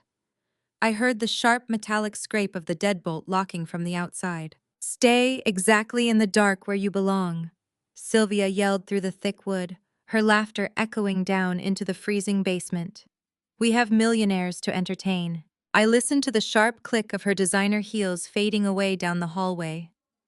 The heavy oak front door slammed shut with a finality that shook the floorboards above my head. Through the narrow, frosted basement window, I watched the headlights of Donovan's rented limousine sweep across the snow-covered driveway. The luxury vehicle backed out slowly, carrying my mother, my father, and my sister toward their fraudulent night of triumph. They were gone. The Elm Street mansion fell completely silent. I sat on my thin mattress in the freezing darkness and took a deep breath. The scent of cheap bleach and damp concrete filled my lungs, but for the first time in 2 weeks, I did not feel crushed by it. I felt powerful. I counted the minutes in my head, tracking the time it would take for their limousine to clear the neighborhood security gates. 10 minutes passed, then 15, then. The sudden sharp scrape of a metal key sliding into the basement deadbolt echoed loudly. The heavy wooden door creaked open, spilling warm golden light down the wooden stairs. "Are you ready to get out of the dark, Gwen?" a deep, calm voice asked from the top of the stairs. It was Kendrick. My brother-in-law stepped down into the basement. He was dressed in a razor-sharp, custom-tailored black tuxedo that made him look every bit the lethal corporate tax attorney he was. His dark eyes scanned the freezing, miserable conditions of my makeshift prison, and a muscle in his jaw twitched with suppressed anger. He despised these people just as much as I did. He despised the way they treated his own humanity as a prop, and he despised what they had done to me and my daughter. Kendrick walked toward me, holding a large, opaque black garment bag over his arm. He also carried a sleek leather makeup case and a pair of pristine black stiletto heels. He set the items down on a clean patch of concrete right in front of my mattress. Peyton filed the final vendor payments from the limo. Kendrick said, his voice dropping into a low, thrilling cadence. "The offshore wire transfer is locked in. The federal agents are currently mobilizing at the staging area 2 miles from the country club. Agent Miller sent the secure signal 5 minutes ago. The trap is fully armed, Gwen. Now we just need the bait to walk through the front doors." I stood up, dropping the ragged, moth-eaten blanket to the floor. I looked down at my blistered hands and my dirty, bleach-stained cleaning clothes. "I cannot walk into the most exclusive country club in Chicago looking like a battered maid," I said, my voice hoarse from the cold. "The security guards will throw me out before I even reach the ballroom doors." Kendrick smiled, a fierce, brilliant flash of white against his dark skin. He reached out and unzipped the heavy black garment bag. "You are not walking in there as the maid, Gwen," he declared, pulling the fabric back to reveal the contents. "You are not the maid anymore, Gwen. You are the executioner." I gasped. Hanging inside the bag was a stunning floor-length emerald green evening gown. It was crafted from heavy, luxurious silk that caught the dim basement light and seemed to glow from within. The cut was sharp, architectural, and completely unapologetic. It was the kind of dress a woman wore when she intended to command an entire room. It was armor. "I grabbed some supplies from my own secure apartment before I drove over here," Kendrick explained, gesturing to the leather makeup case. "The house is empty. Go upstairs to the master bathroom. Wash the dirt off your face. Wash the bleach off your hands. Put on the dress.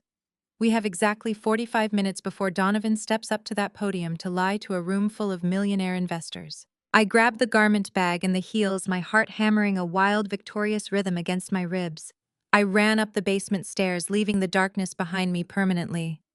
I marched straight into Sylvia's pristine, marble-clad master bathroom. I stripped off the disgusting cleaning rags and stepped into the massive glass shower.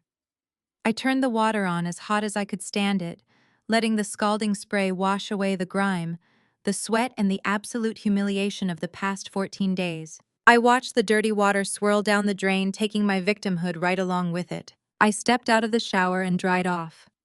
I pulled the emerald green silk gown over my head.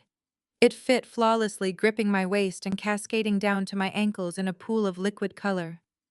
I sat at Sylvia's expensive vanity mirror and opened the makeup case Kendrick had brought.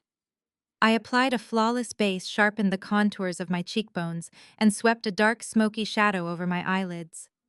Finally, I reached for a tube of lipstick. It was a sharp, striking blood-red shade. I applied it carefully, tracing the lines of my mouth until my reflection looked completely unrecognizable from the weeping, broken woman who had begged for mercy on the front porch 2 weeks ago. I slipped my feet into the black stilettos and stood up. I stared at myself in the mirror. I was a 34-year-old emergency room nurse practitioner who had survived the death of her husband, paid off massive medical debts, and protected her teenage daughter from total ruin. I was not a punching bag. I was a force of nature. I walked down the grand staircase, my heels clicking sharply against the imported hardwood. Kendrick was waiting in the foyer. He looked up, his dark eyes widening slightly in genuine appreciation and respect. "You look like federal justice," Kendrick said, opening the heavy oak front door for me. "Let us go burn their fake empire to the ground," I replied, stepping out into the freezing winter night. We climbed into Kendrick's black SUV. The leather seats were warm, a sharp contrast to the bitter chill outside. Kendrick shifted the car into drive, and we sped away from the Elm Street mansion. The drive to the country club was swift and charged with electric anticipation. We did not speak. We did not need to. The magnitude of what we were about to do hung in the air between us. We were about to dismantle a multi-million-dollar federal fraud ring on live high-definition display. Through the windshield, the towering iron gates of the elite country club came into view. The circular driveway was packed with luxury vehicles and valet attendants rushing to open doors for Chicago's wealthiest elite. Inside that brightly lit, extravagant building, my father was preparing to toast to his own brilliance. My mother was rubbing shoulders with socialites, and my sister was parading around in stolen diamonds. Kendrick bypassed the valet line entirely, parking the SUV in a reserved VIP spot near the grand entrance.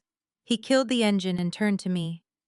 "Are you ready for this, Gwen?" he asked, his hand resting on the door handle. I reached for my own door handle, my blood-red lips curving into a lethal, predatory smile. I have been ready for this my entire life. I pushed the door open and stepped out onto the pristine, snow-swept pavement, ready to deliver a New Year's Eve reckoning they would never forget. The freezing wind whipped around my bare shoulders as I marched past the stunned valet attendants. The emerald green silk of my gown billowed behind me like a storm front. Kendrick walked perfectly in step by my side. We bypassed the coat check and strode directly across the marble foyer of the Oak Ridge Country Club. The muffled sounds of a live jazz quartet and the clinking of expensive crystal drifted from the main ballroom. I did not pause to adjust my dress or catch my breath. I reached out, placed my palms flat against the massive double mahogany doors, and shoved them open with every ounce of strength I possessed. The heavy doors crashed against the interior walls. The loud, resounding bang cut through the lively chatter of Chicago's wealthiest elite. Inside the ballroom was a sickening masterpiece of fraudulent luxury. Massive ice sculptures adorned the buffet tables. Waiters in white tuxedos circulated with silver trays of imported caviar. And standing right in the center of the room, positioned directly under a sprawling crystal chandelier, was my family. Donovan was holding court with a circle of local real estate tycoons, boasting loudly about his booming commercial portfolio. Sylvia was laughing, her neck draped in a diamond collar I knew was purchased using my stolen Social Security number. Peyton stood next to them holding a glass of vintage champagne, soaking in the praise from a group of wealthy tech investors regarding her supposedly thriving event planning empire. They were at the absolute peak of their arrogant, fabricated glory. Then they saw me. The live music seemed to abruptly die out. The wealthy guests turned their heads one by one, their eyes widening at the sight of me standing in the doorway. I was no longer the exhausted, grief-stricken widow they had locked out in a blizzard. I was a vision of absolute lethal authority. Kendrick stood tall beside me, his dark, calculating eyes scanning the room, radiating the terrifying confidence of a corporate attorney preparing to dismantle his prey. Sylvia was the first to react. The crystal champagne flute slipped from her manicured fingers. It hit the polished hardwood floor, shattering into 100 glittering pieces. The sharp crash snapped Peyton out of her stunned paralysis. Her face twisted from a picture-perfect smile into a mask of pure, unadulterated venom. She shoved her way through the crowd of confused investors, her designer heels stomping aggressively toward me. "Who let you out of the basement?" Peyton hissed, her voice a toxic, desperate whisper, as she closed the distance. She looked wildly around the foyer, waving her hand at two burly men in black suits standing near the exit.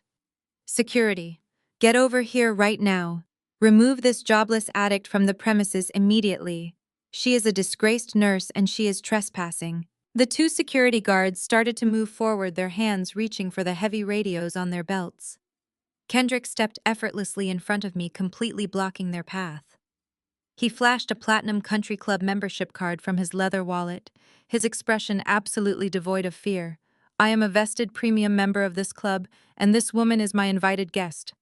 Kendrick stated, his voice ringing with a deep, uncompromising command that froze the guards in their tracks. "If you lay a single finger on her, I will personally tie this establishment up in a multi-million-dollar civil rights and assault lawsuit before the clock strikes midnight. Stand down." The guards immediately backed away, severely intimidated by Kendrick's elite status and overwhelming legal authority. Peyton's jaw dropped. She looked at her husband in absolute shock, completely unable to process his blatant public betrayal. "Kendrick, what are you doing?" she shrieked, her carefully maintained high society facade cracking in real time. "Are you out of your mind? She is a convicted drug thief." I stepped around Kendrick, closing the gap until I was standing mere inches from my sister's panicked face. I calmly reached out and plucked a full flute of champagne from the silver tray of a passing terrified waiter. I took a slow, deliberate sip, letting the expensive vintage bubbles pop against my tongue. I lowered the crystal glass and looked directly into Peyton's wide, terrified eyes. "Actually, Peyton, I am the only person in this entire room who is not completely broke," I replied, my voice carrying clearly over the dead silent ballroom. Donovan marched over, his face flushed a dark, dangerous shade of crimson. He tried to grab my bare arm, but I stepped back quickly, my eyes daring him to touch me in front of his wealthy investors. "Gwen, you are having a severe mental breakdown," Donovan announced loudly, desperately, trying to spin a false narrative for the staring crowd. "Ladies and gentlemen, please excuse my daughter. She recently lost her medical license due to severe substance abuse, and she is clearly not in her right mind. We are trying to get her immediate psychiatric help." I laughed, a sharp, piercing sound that completely shattered his pathetic attempt at damage control. "I did not lose my medical license, Donovan," I stated, my voice echoing off the high vaulted ceilings. "I was fully reinstated 48 hours ago with complete back pay." The hospital board conducted a thorough digital forensic review.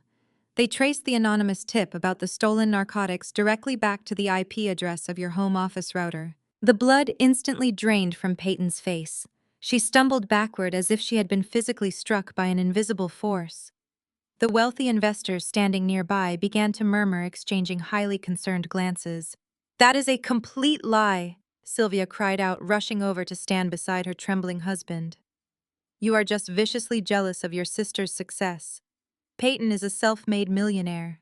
"A self-made millionaire," I echoed, turning my gaze to the elite investors who were now watching our family feud with morbid, silent fascination. "Let us talk about that massive success, shall we?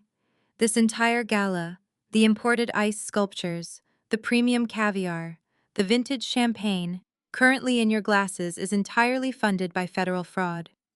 Peyton's event planning business is millions of dollars in debt. She financed this luxury party using high-limit credit cards opened under my stolen Social Security number. Several wealthy investors gasped out loud.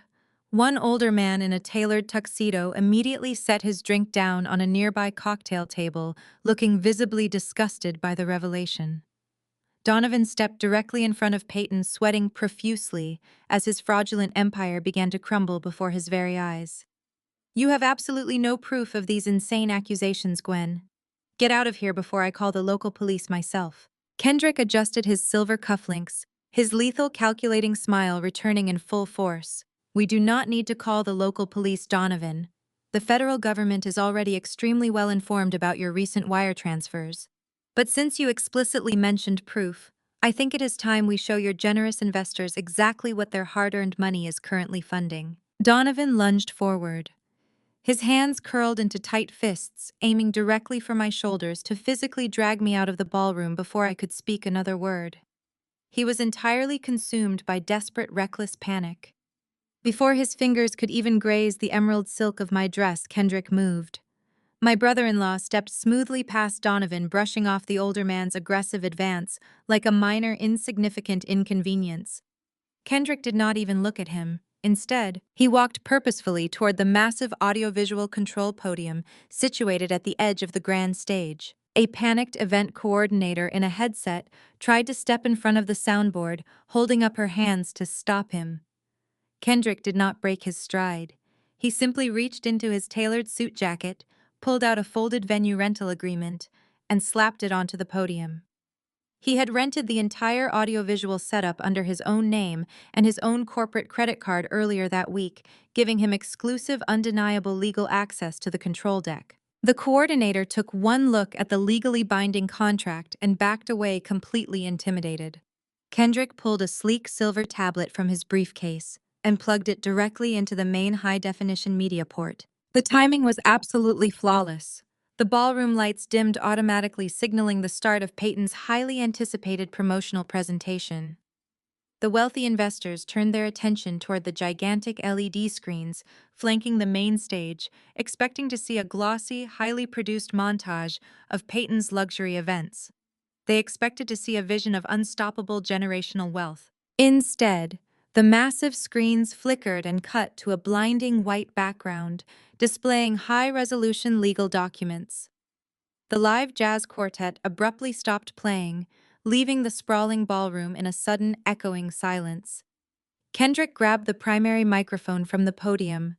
His deep, resonant voice boomed through the state-of-the-art surround sound system, commanding the absolute attention of every single millionaire, politician, and venture capitalist in the room. "Ladies and gentlemen," Kendrick announced, his tone dripping with lethal professional authority, "you have been invited here tonight to invest your capital into a thriving luxury empire.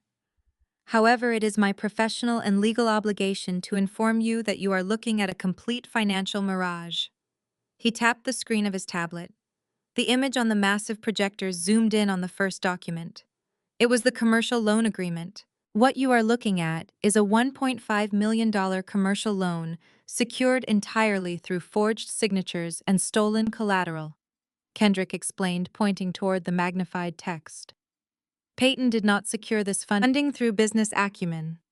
She secured it by colluding with her father to illegally leverage a residential property she does not even own. The deed was forged. The notary was falsified." A collective sharp intake of breath echoed across the ballroom.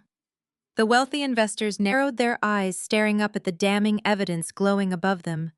Peyton let out a high-pitched shriek of absolute terror. She grabbed the edges of her designer gown and tried to run up the stage steps to physically rip the cords out of the podium. Kendrick did not even flinch.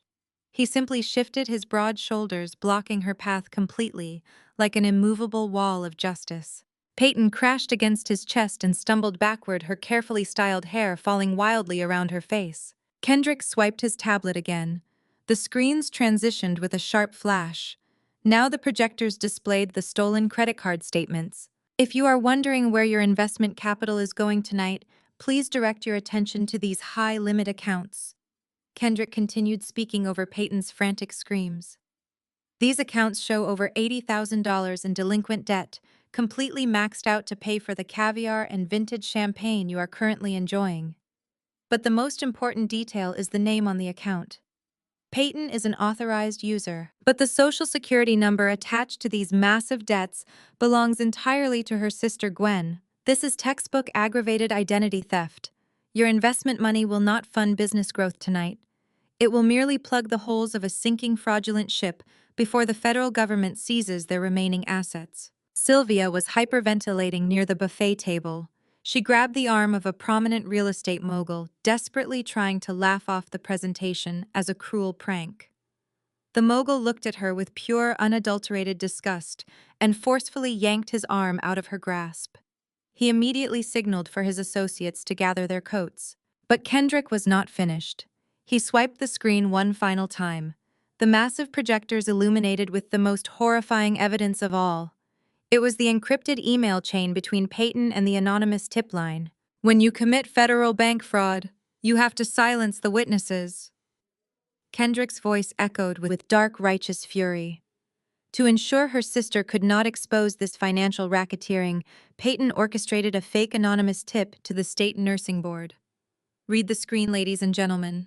You are looking at the exact digital receipt where Peyton paid $500 in cryptocurrency to frame an innocent emergency room nurse practitioner for narcotics theft. She planted Schedule II narcotics in a hospital locker to destroy a woman's career and send her to a federal penitentiary just to cover up a bad balance sheet. The reaction was instantaneous and explosive. The horror in the room was palpable, hanging thick and suffocating in the air. The crowd of elites turned entirely against my family. The polite murmurs escalated into a loud, chaotic roar of indignation and panic.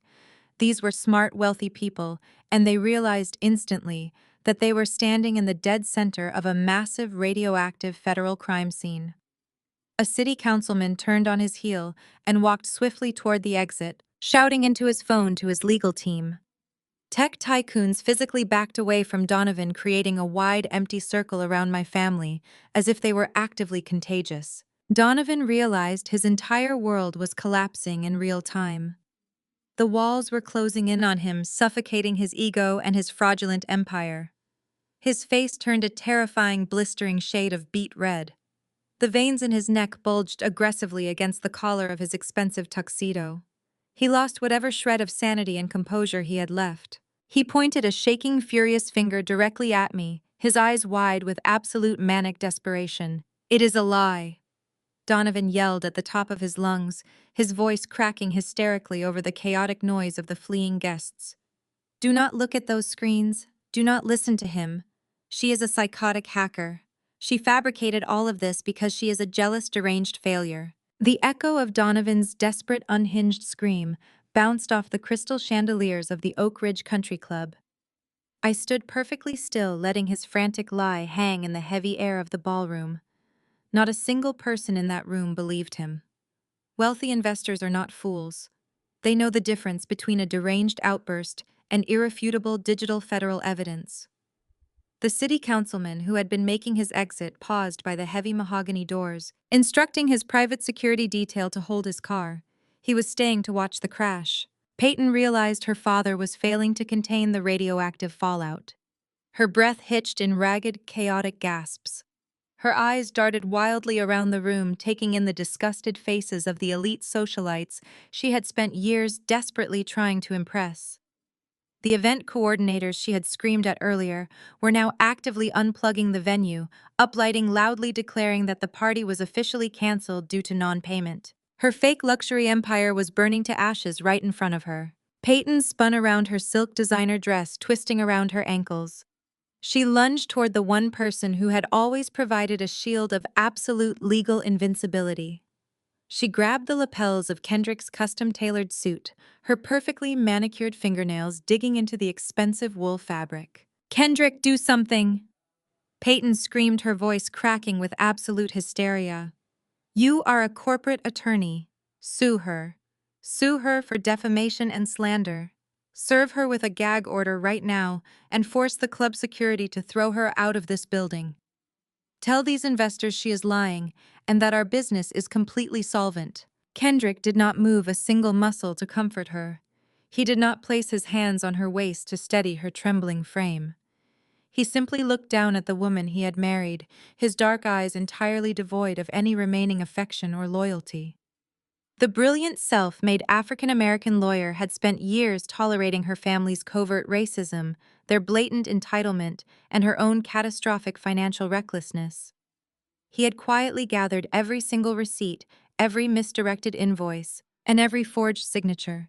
He had waited for this exact devastating moment to strike. Kendrick reached up with terrifying, deliberate calmness. He gripped Peyton's frantic hands and physically peeled her fingers off his suit lapels one by one. He took a calculated step backward, firmly severing himself from her toxic, sinking ship. "I am doing something," Peyton Kendrick stated, his voice a low, lethal baritone that carried over the dead silent ballroom. He reached into the inner breast pocket of his bespoke jacket. He did not pull out his smartphone to call his legal team. He did not pull out his platinum credit card to bribe the venue staff to silence the crowd. Kendrick pulled out a thick, heavily sealed manila envelope. He held it out, hovering it right in front of Peyton's chest. Peyton stared at the heavy yellow envelope, her chest heaving as a new wave of panic washed over her. "What is that?" she choked out, terrified by his sudden icy detachment. "These are divorce papers," Kendrick announced, dropping the envelope so forcefully it smacked against her collarbone before she scrambled to catch it. "And securely attached to those filings is a federal notice of asset freezing." Peyton let out a strangled gasp. Her hands shaking so violently, the heavy envelope almost slipped through her fingers and onto the polished hardwood floor. "You spent the last 4 years telling me I did not understand how generational wealth worked." Kendrick continued, stepping into her personal space to deliver his final lethal verdict. "You mocked my background while you secretly drained my personal accounts to fund this pathetic illusion of high society. You stole your own sister's identity, and you colluded with your father to commit federal bank fraud. You thought I was just a blind, obedient husband you could use to legitimize your scam. But I am a tax attorney, Peyton. I noticed the missing capital the day you transferred it. I have been building this airtight case against you for 6 months." Donovan tried to interrupt, taking a threatening step toward his son-in-law. "Now listen here, Kendrick, you cannot just abandon your wife in the middle of a crisis." Kendrick snapped his head toward Donovan, his eyes burning with absolute uncompromising fury. "Do not take another step toward me, Donovan. I filed an ex parte motion with the family court judge at exactly 9 o'clock this morning. Every single joint bank account, every shared investment portfolio, and every liquid asset attached to my name has been legally frozen and entirely isolated from your daughter's criminal liability. I refuse to be married to a federal felon." Kendrick looked back down at Peyton, delivering the ultimate death blow. "You have no access to my law firm earnings. You have no access to my credit lines. You do not have a single dime to hire a criminal defense attorney for the federal indictment that is about to drop on your head. Enjoy your total bankruptcy, Peyton." The reality of her complete financial and marital destruction hit Peyton like a physical wrecking ball. The arrogant golden child who had spent her entire life stepping on my neck to elevate herself suddenly lost all function in her legs. Peyton collapsed to her knees right there on the floor of the Oak Ridge Country Club. She dropped the manila envelope, burying her face in her hands as she let out a loud, agonizing wail of pure defeat. Sylvia could not handle the horrific spectacle. My mother had spent decades curating an image of flawless suburban perfection, sacrificing my mental health and my daughter's safety to maintain the illusion. Watching her favorite child weeping on the floor of a country club while her wealthy friends filmed the entire breakdown on their smartphones completely snapped her fragile psyche. Sylvia let out a primal scream of rage. She lunged forward, her diamond collar flashing brightly in the chandelier light. "You ruined this family!" Sylvia shrieked at the top of her lungs. "You ungrateful, malicious failure! You destroyed us!" She raised her hand, aiming a vicious open palm strike directly at my face. She wanted to slap me across the cheek to physically put me back in my place like the obedient, silent victim she had always demanded me to be. I did not flinch. I did not turn away. My reflexes, honed by years of managing aggressive, combative patients in a chaotic emergency room, kicked in instantly. I raised my arm with lightning speed and caught Sylvia's wrist mid-air. My grip was like a steel vice, stopping her hand a mere 2 inches from my face. Sylvia gasped in shock, struggling desperately to pull her arm back, but I held her firmly in place. I looked directly into my mother's terrified, enraged eyes, forcing her to see the absolute unbreakable authority radiating from my posture. The days of me swallowing her abuse to keep the peace were permanently over. "No, Mom," I stated, my voice dangerously calm and entirely devoid of fear. "I just stopped funding your delusions." I released her wrist, letting her arm drop limply back to her side.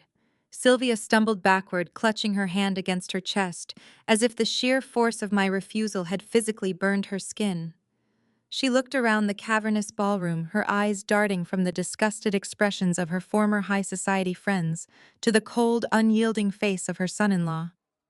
The realization that she possessed absolutely no power in this room finally settled over her, breaking the last remaining threads of her manufactured reality.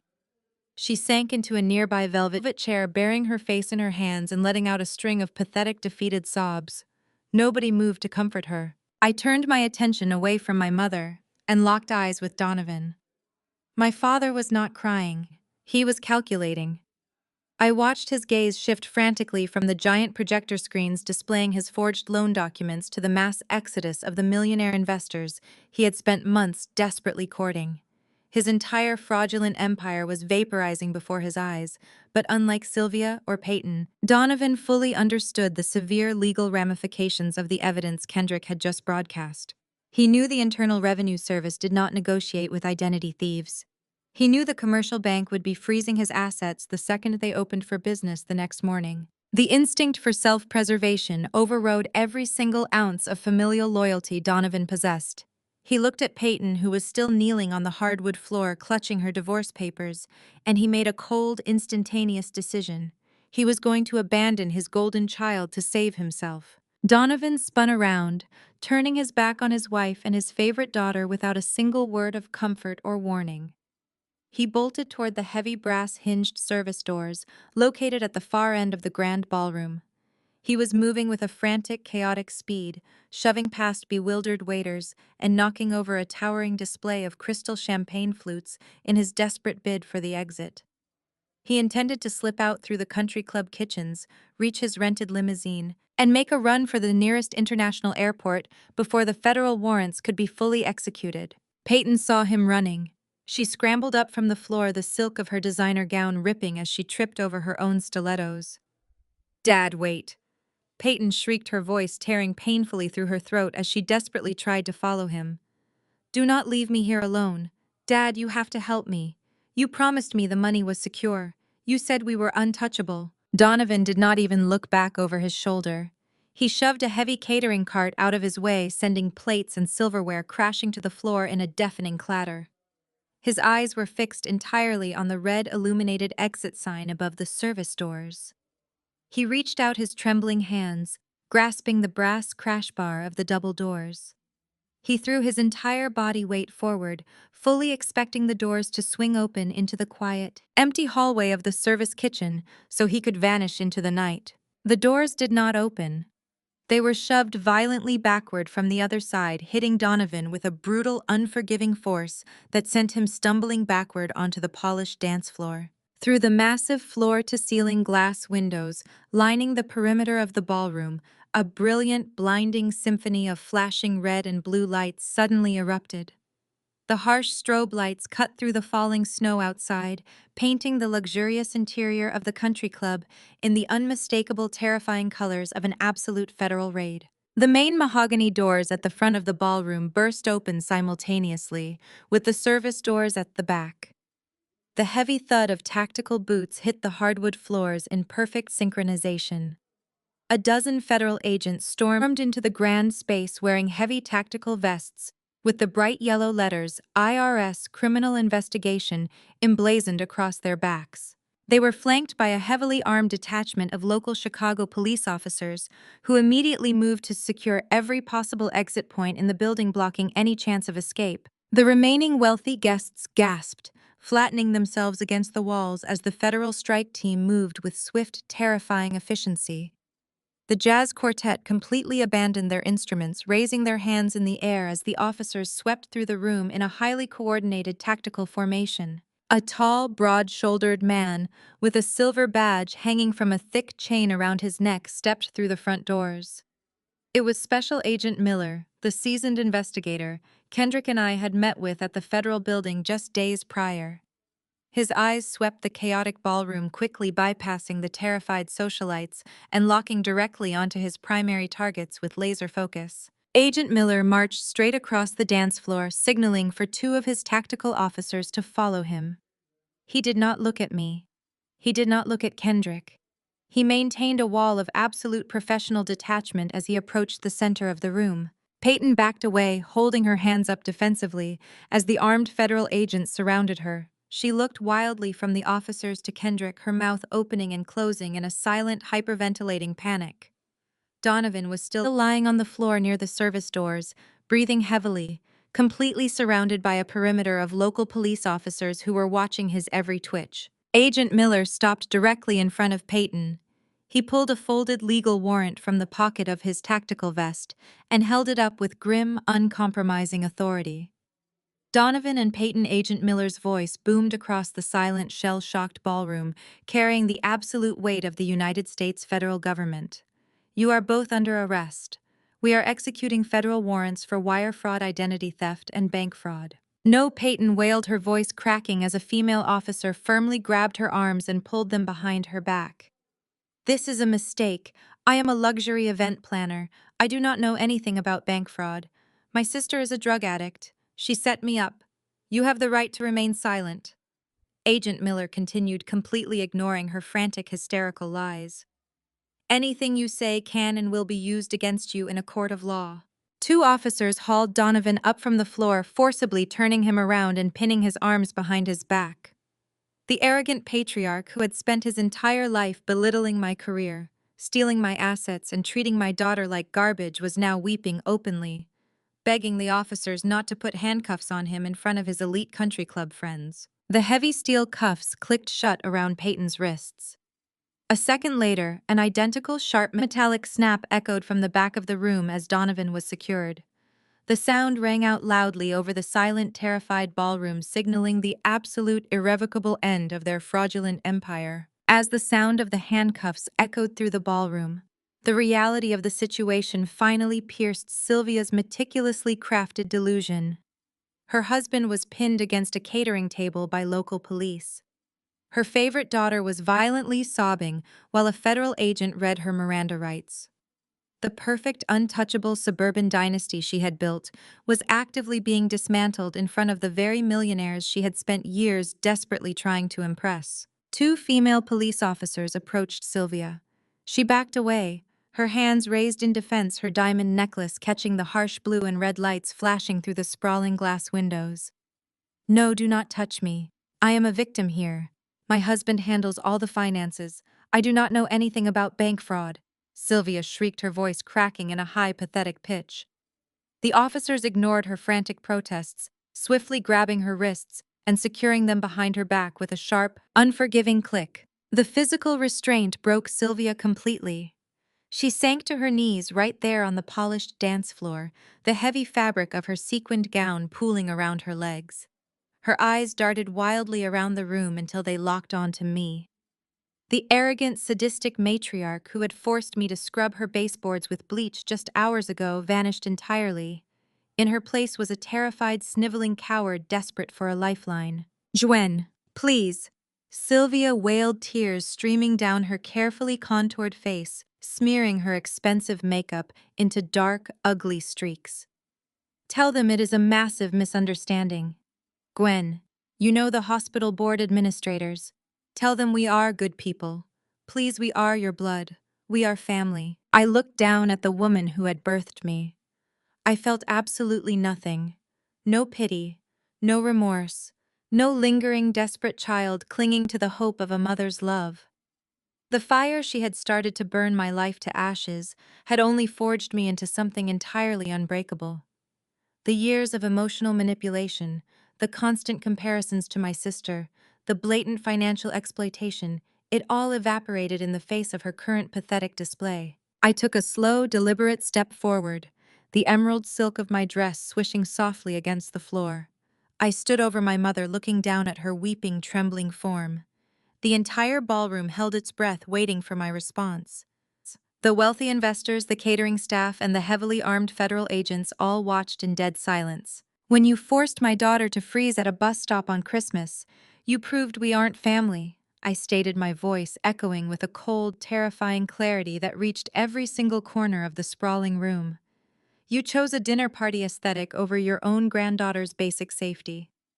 You let a 16-year-old girl walk through a deadly blizzard while you drank vintage wine and laughed. Sylvia sobbed louder, aggressively, shaking her head in denial, but I did not let her look away. I leaned down slightly, making sure my words pierced directly into her soul, destroying any remaining delusion she harbored about our relationship. When you tried to take my nursing license, you became my enemy. I continued, my tone dropping to a lethal, icy whisper. You actively tried to send me to a federal penitentiary for narcotics theft just so you could steal my house to fund your fake, glamorous lifestyle. You wanted me stripped of my career, separated from my child, and locked in a cage. I stood back up, towering over the woman who had made my entire existence a living nightmare.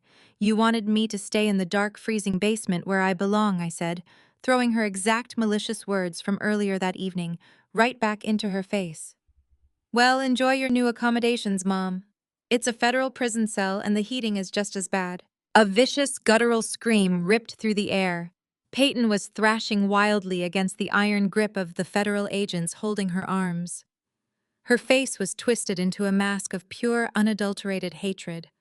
She realized she had lost absolutely everything. Her fake business, her stolen wealth, her brilliant husband, and her freedom were all permanently gone.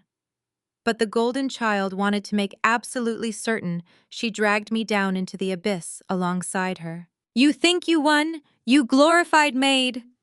Peyton shrieked at the top of her lungs, spitting venom as she struggled frantically against the heavy steel handcuffs biting into her wrists. You think you are walking away from this with your perfect little life intact. That $1.5 million commercial loan is tied directly to your property deed. Gwen. It does not matter if Dad goes to jail tonight. The money was already wired out of the country tomorrow morning. That massive loan goes into total default, and the commercial bank is going to seize your house. You are going to be homeless. You and your brat daughter are going to be out on the street. The wealthy investors murmured among themselves, realizing the brutal financial reality of Peyton's desperate threat. Even in handcuffs, facing decades in a federal penitentiary, my sister was aggressively clinging to the hope that my life would be destroyed. She wanted my teenage daughter to lose her home. She wanted me to suffer the exact financial ruin she had just brought upon herself. I did not panic. I did not flinch. I simply looked at Kendrick, who was standing quietly by my side, a sharp, knowing smile playing on his lips. My brother-in-law radiated the calm, terrifying certainty of a man who had already won the war before the first battle even started. Before I could even respond to my sister's manic, desperate threat, Special Agent Miller stepped directly into Peyton's line of sight. The towering federal investigator looked down at the screaming, entitled fraudster with an expression of profound bureaucratic disdain. He had spent his entire career dismantling arrogant white-collar criminals, and he was clearly unimpressed by her temper tantrum. Agent Miller slowly shook his head, effectively silencing Peyton's frantic tirade. He reached into his tactical vest and pulled out a stamped official federal document bearing the heavy seal of the United States government. You really do not understand how federal financial law works, do you? Peyton Agent Miller asked, his voice calm, steady, and dripping with ultimate legal authority. He adjusted his stance, preparing to deliver the final absolute twist that would completely obliterate the last remaining shred of her malicious hope. The quitclaim deed your father submitted to the commercial lender this morning was legally void the exact second it was uploaded. Agent Miller stated, his voice echoing off the ballroom walls. The notary stamp used on the document expired 3 years ago, and the parcel identification numbers were deliberately altered.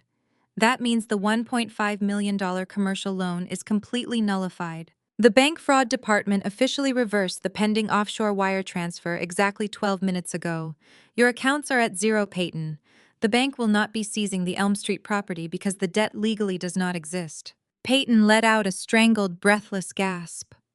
Her eyes darted frantically toward Donovan, who was currently slumped against the catering table, his face buried in his handcuffed hands. The realization that they had failed to steal my home struck them like a physical blow. But Agent Miller was not finished dismantling their world. Furthermore, Agent Miller continued gesturing respectfully toward me. The United States government deeply values citizens who assist in dismantling high-level financial racketeering. Under the official Internal Revenue Service Whistleblower Informant Award Program, Ms. Gwen is legally entitled to a substantial percentage of the recovered fraudulent funds and all associated civil penalties. Peyton blinked, her brain completely short-circuiting as she tried to process the federal tax code. Kendrick stepped forward, smoothing his tailored suit jacket. He looked down at the woman who had spent years treating his brilliant legal mind like a mere accessory to her fake wealth. Let me translate that into terms you can actually understand. Peyton Kendrick said, his deep voice carrying a tone of absolute chilling victory. That means Gwen is not just getting her house back completely clear of your toxic debt. Because she served your entire multi-million-dollar financial crime ring to the federal government on a silver platter, the United States Treasury is writing her a check for over $250,000. A deafening silence blanketed the Oak Ridge Country Club.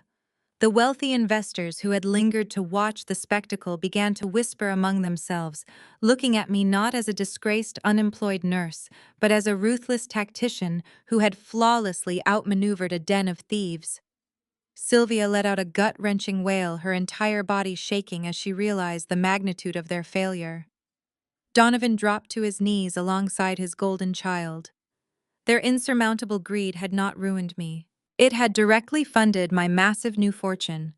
They had literally handed me $250,000 in clean legal cash. Somewhere in the grand foyer, the massive grandfather clock began to chime. It was exactly midnight. A new year had officially begun.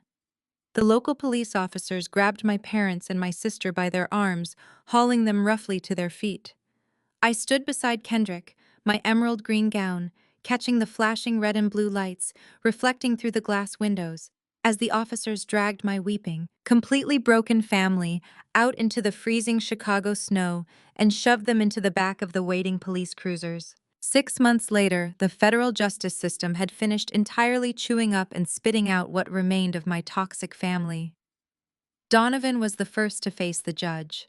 His high-priced defense attorneys abandoned him the moment his assets were frozen, leaving him with an overworked public defender who could do absolutely nothing against the mountain of digital evidence Kendrick and I had secured. The judge showed zero leniency for a man who used his own daughter as illegal collateral. I was sentenced to 7 years in a federal penitentiary for wire fraud and aggravated identity theft. Peyton tried to play the helpless victim during her trial, aggressively blaming her father for the entire financial scheme. The judge was completely unmoved, especially after reviewing the undeniable digital receipts of her cryptocurrency payments used to frame me for narcotics theft. She was handed a 4-year federal sentence and ordered to pay back every single cent of restitution to the luxury vendors she had defrauded. Sylvia narrowly avoided prison because her signature was not on the forged commercial loan documents, but her punishment was arguably worse for a woman so deeply obsessed with high society status. With all the marital assets seized by the federal government and her husband locked away, Sylvia was left completely destitute. The wealthy country club friends she had desperately tried to impress entirely shunned her. Today, the former matriarch of Elm Street lives in a tiny, run-down studio apartment on the grim edge of the city. She works the night shift at a 24-hour public laundromat, wiping down machines and sweeping dirty floors, a brutal poetic irony for the woman who once forced me to scrub her baseboards with bleach. Kendrick emerged from the wreckage absolutely victorious. His meticulous legal filings protected his personal wealth entirely. His divorce was finalized within 3 months, severing all legal ties to Peyton before she even stepped foot inside a prison cell. Using his spotless reputation and sharp legal mind, my brother-in-law resigned from his corporate firm and opened his own highly successful private practice right in the heart of downtown Chicago. As for me, the hospital administration honored every single condition of our agreement. On the 1st of January, my professional record was wiped completely clean. I returned to the emergency room, not just as a cleared employee, but officially promoted to head emergency room nurse practitioner. When I walked back through those swinging double doors, the very same colleagues who had watched the police escort me out in disgrace now greeted me with absolute undeniable respect. But the greatest victory did not happen in the hospital or the courtroom. It happened in the living room of my own house, the house I had rightfully taken back. The United States Treasury check for my whistleblower reward cleared directly into my primary bank account. I did not buy designer clothes or luxury cars like my sister would have. Instead, I logged onto a secure banking portal with my 16-year-old daughter sitting right beside me. I typed in the routing number for her future university savings account and transferred the entire $250,000. I paid off Lily's college tuition in full, ensuring that absolutely no one could ever use money to control or threaten her future again. Exactly 1 year later, the bitter memory of that freezing Christmas Eve blizzard felt like a lifetime away.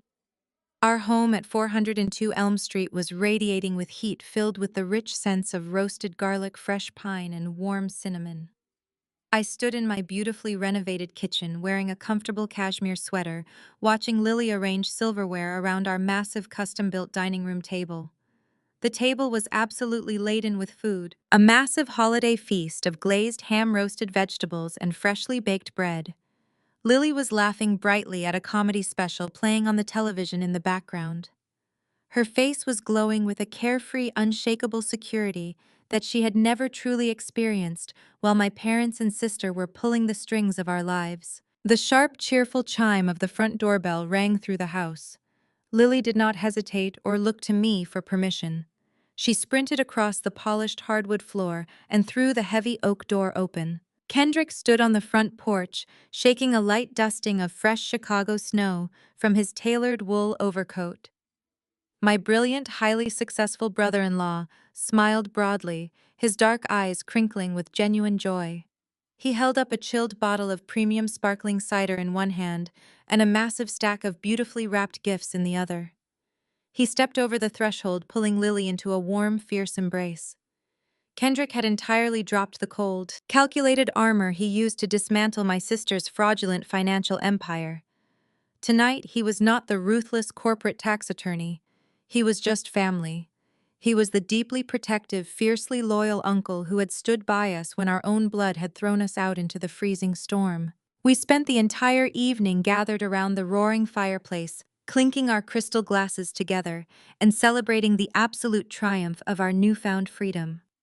We ate until we were completely full and opened presents without any fear of hidden motives or manipulative strings attached. We did not speak a single word about Donovan, Sylvia, or Peyton. They were ghosts, locked away in federal prison cells, and grimy laundromat night shifts completely erased from our bright, thriving reality. I looked around my warm, secure home, watching Kendrick and Lily argue playfully over the rules of a trivia board game, and I realized the greatest, most profound truth of my entire life. Family is not defined by blood. It is defined by who leaves you out in the cold and who helps you build a fire. I lost my toxic relatives, but I gained my freedom, my dignity, and my future. Have you ever had to cut off toxic family members to save yourself?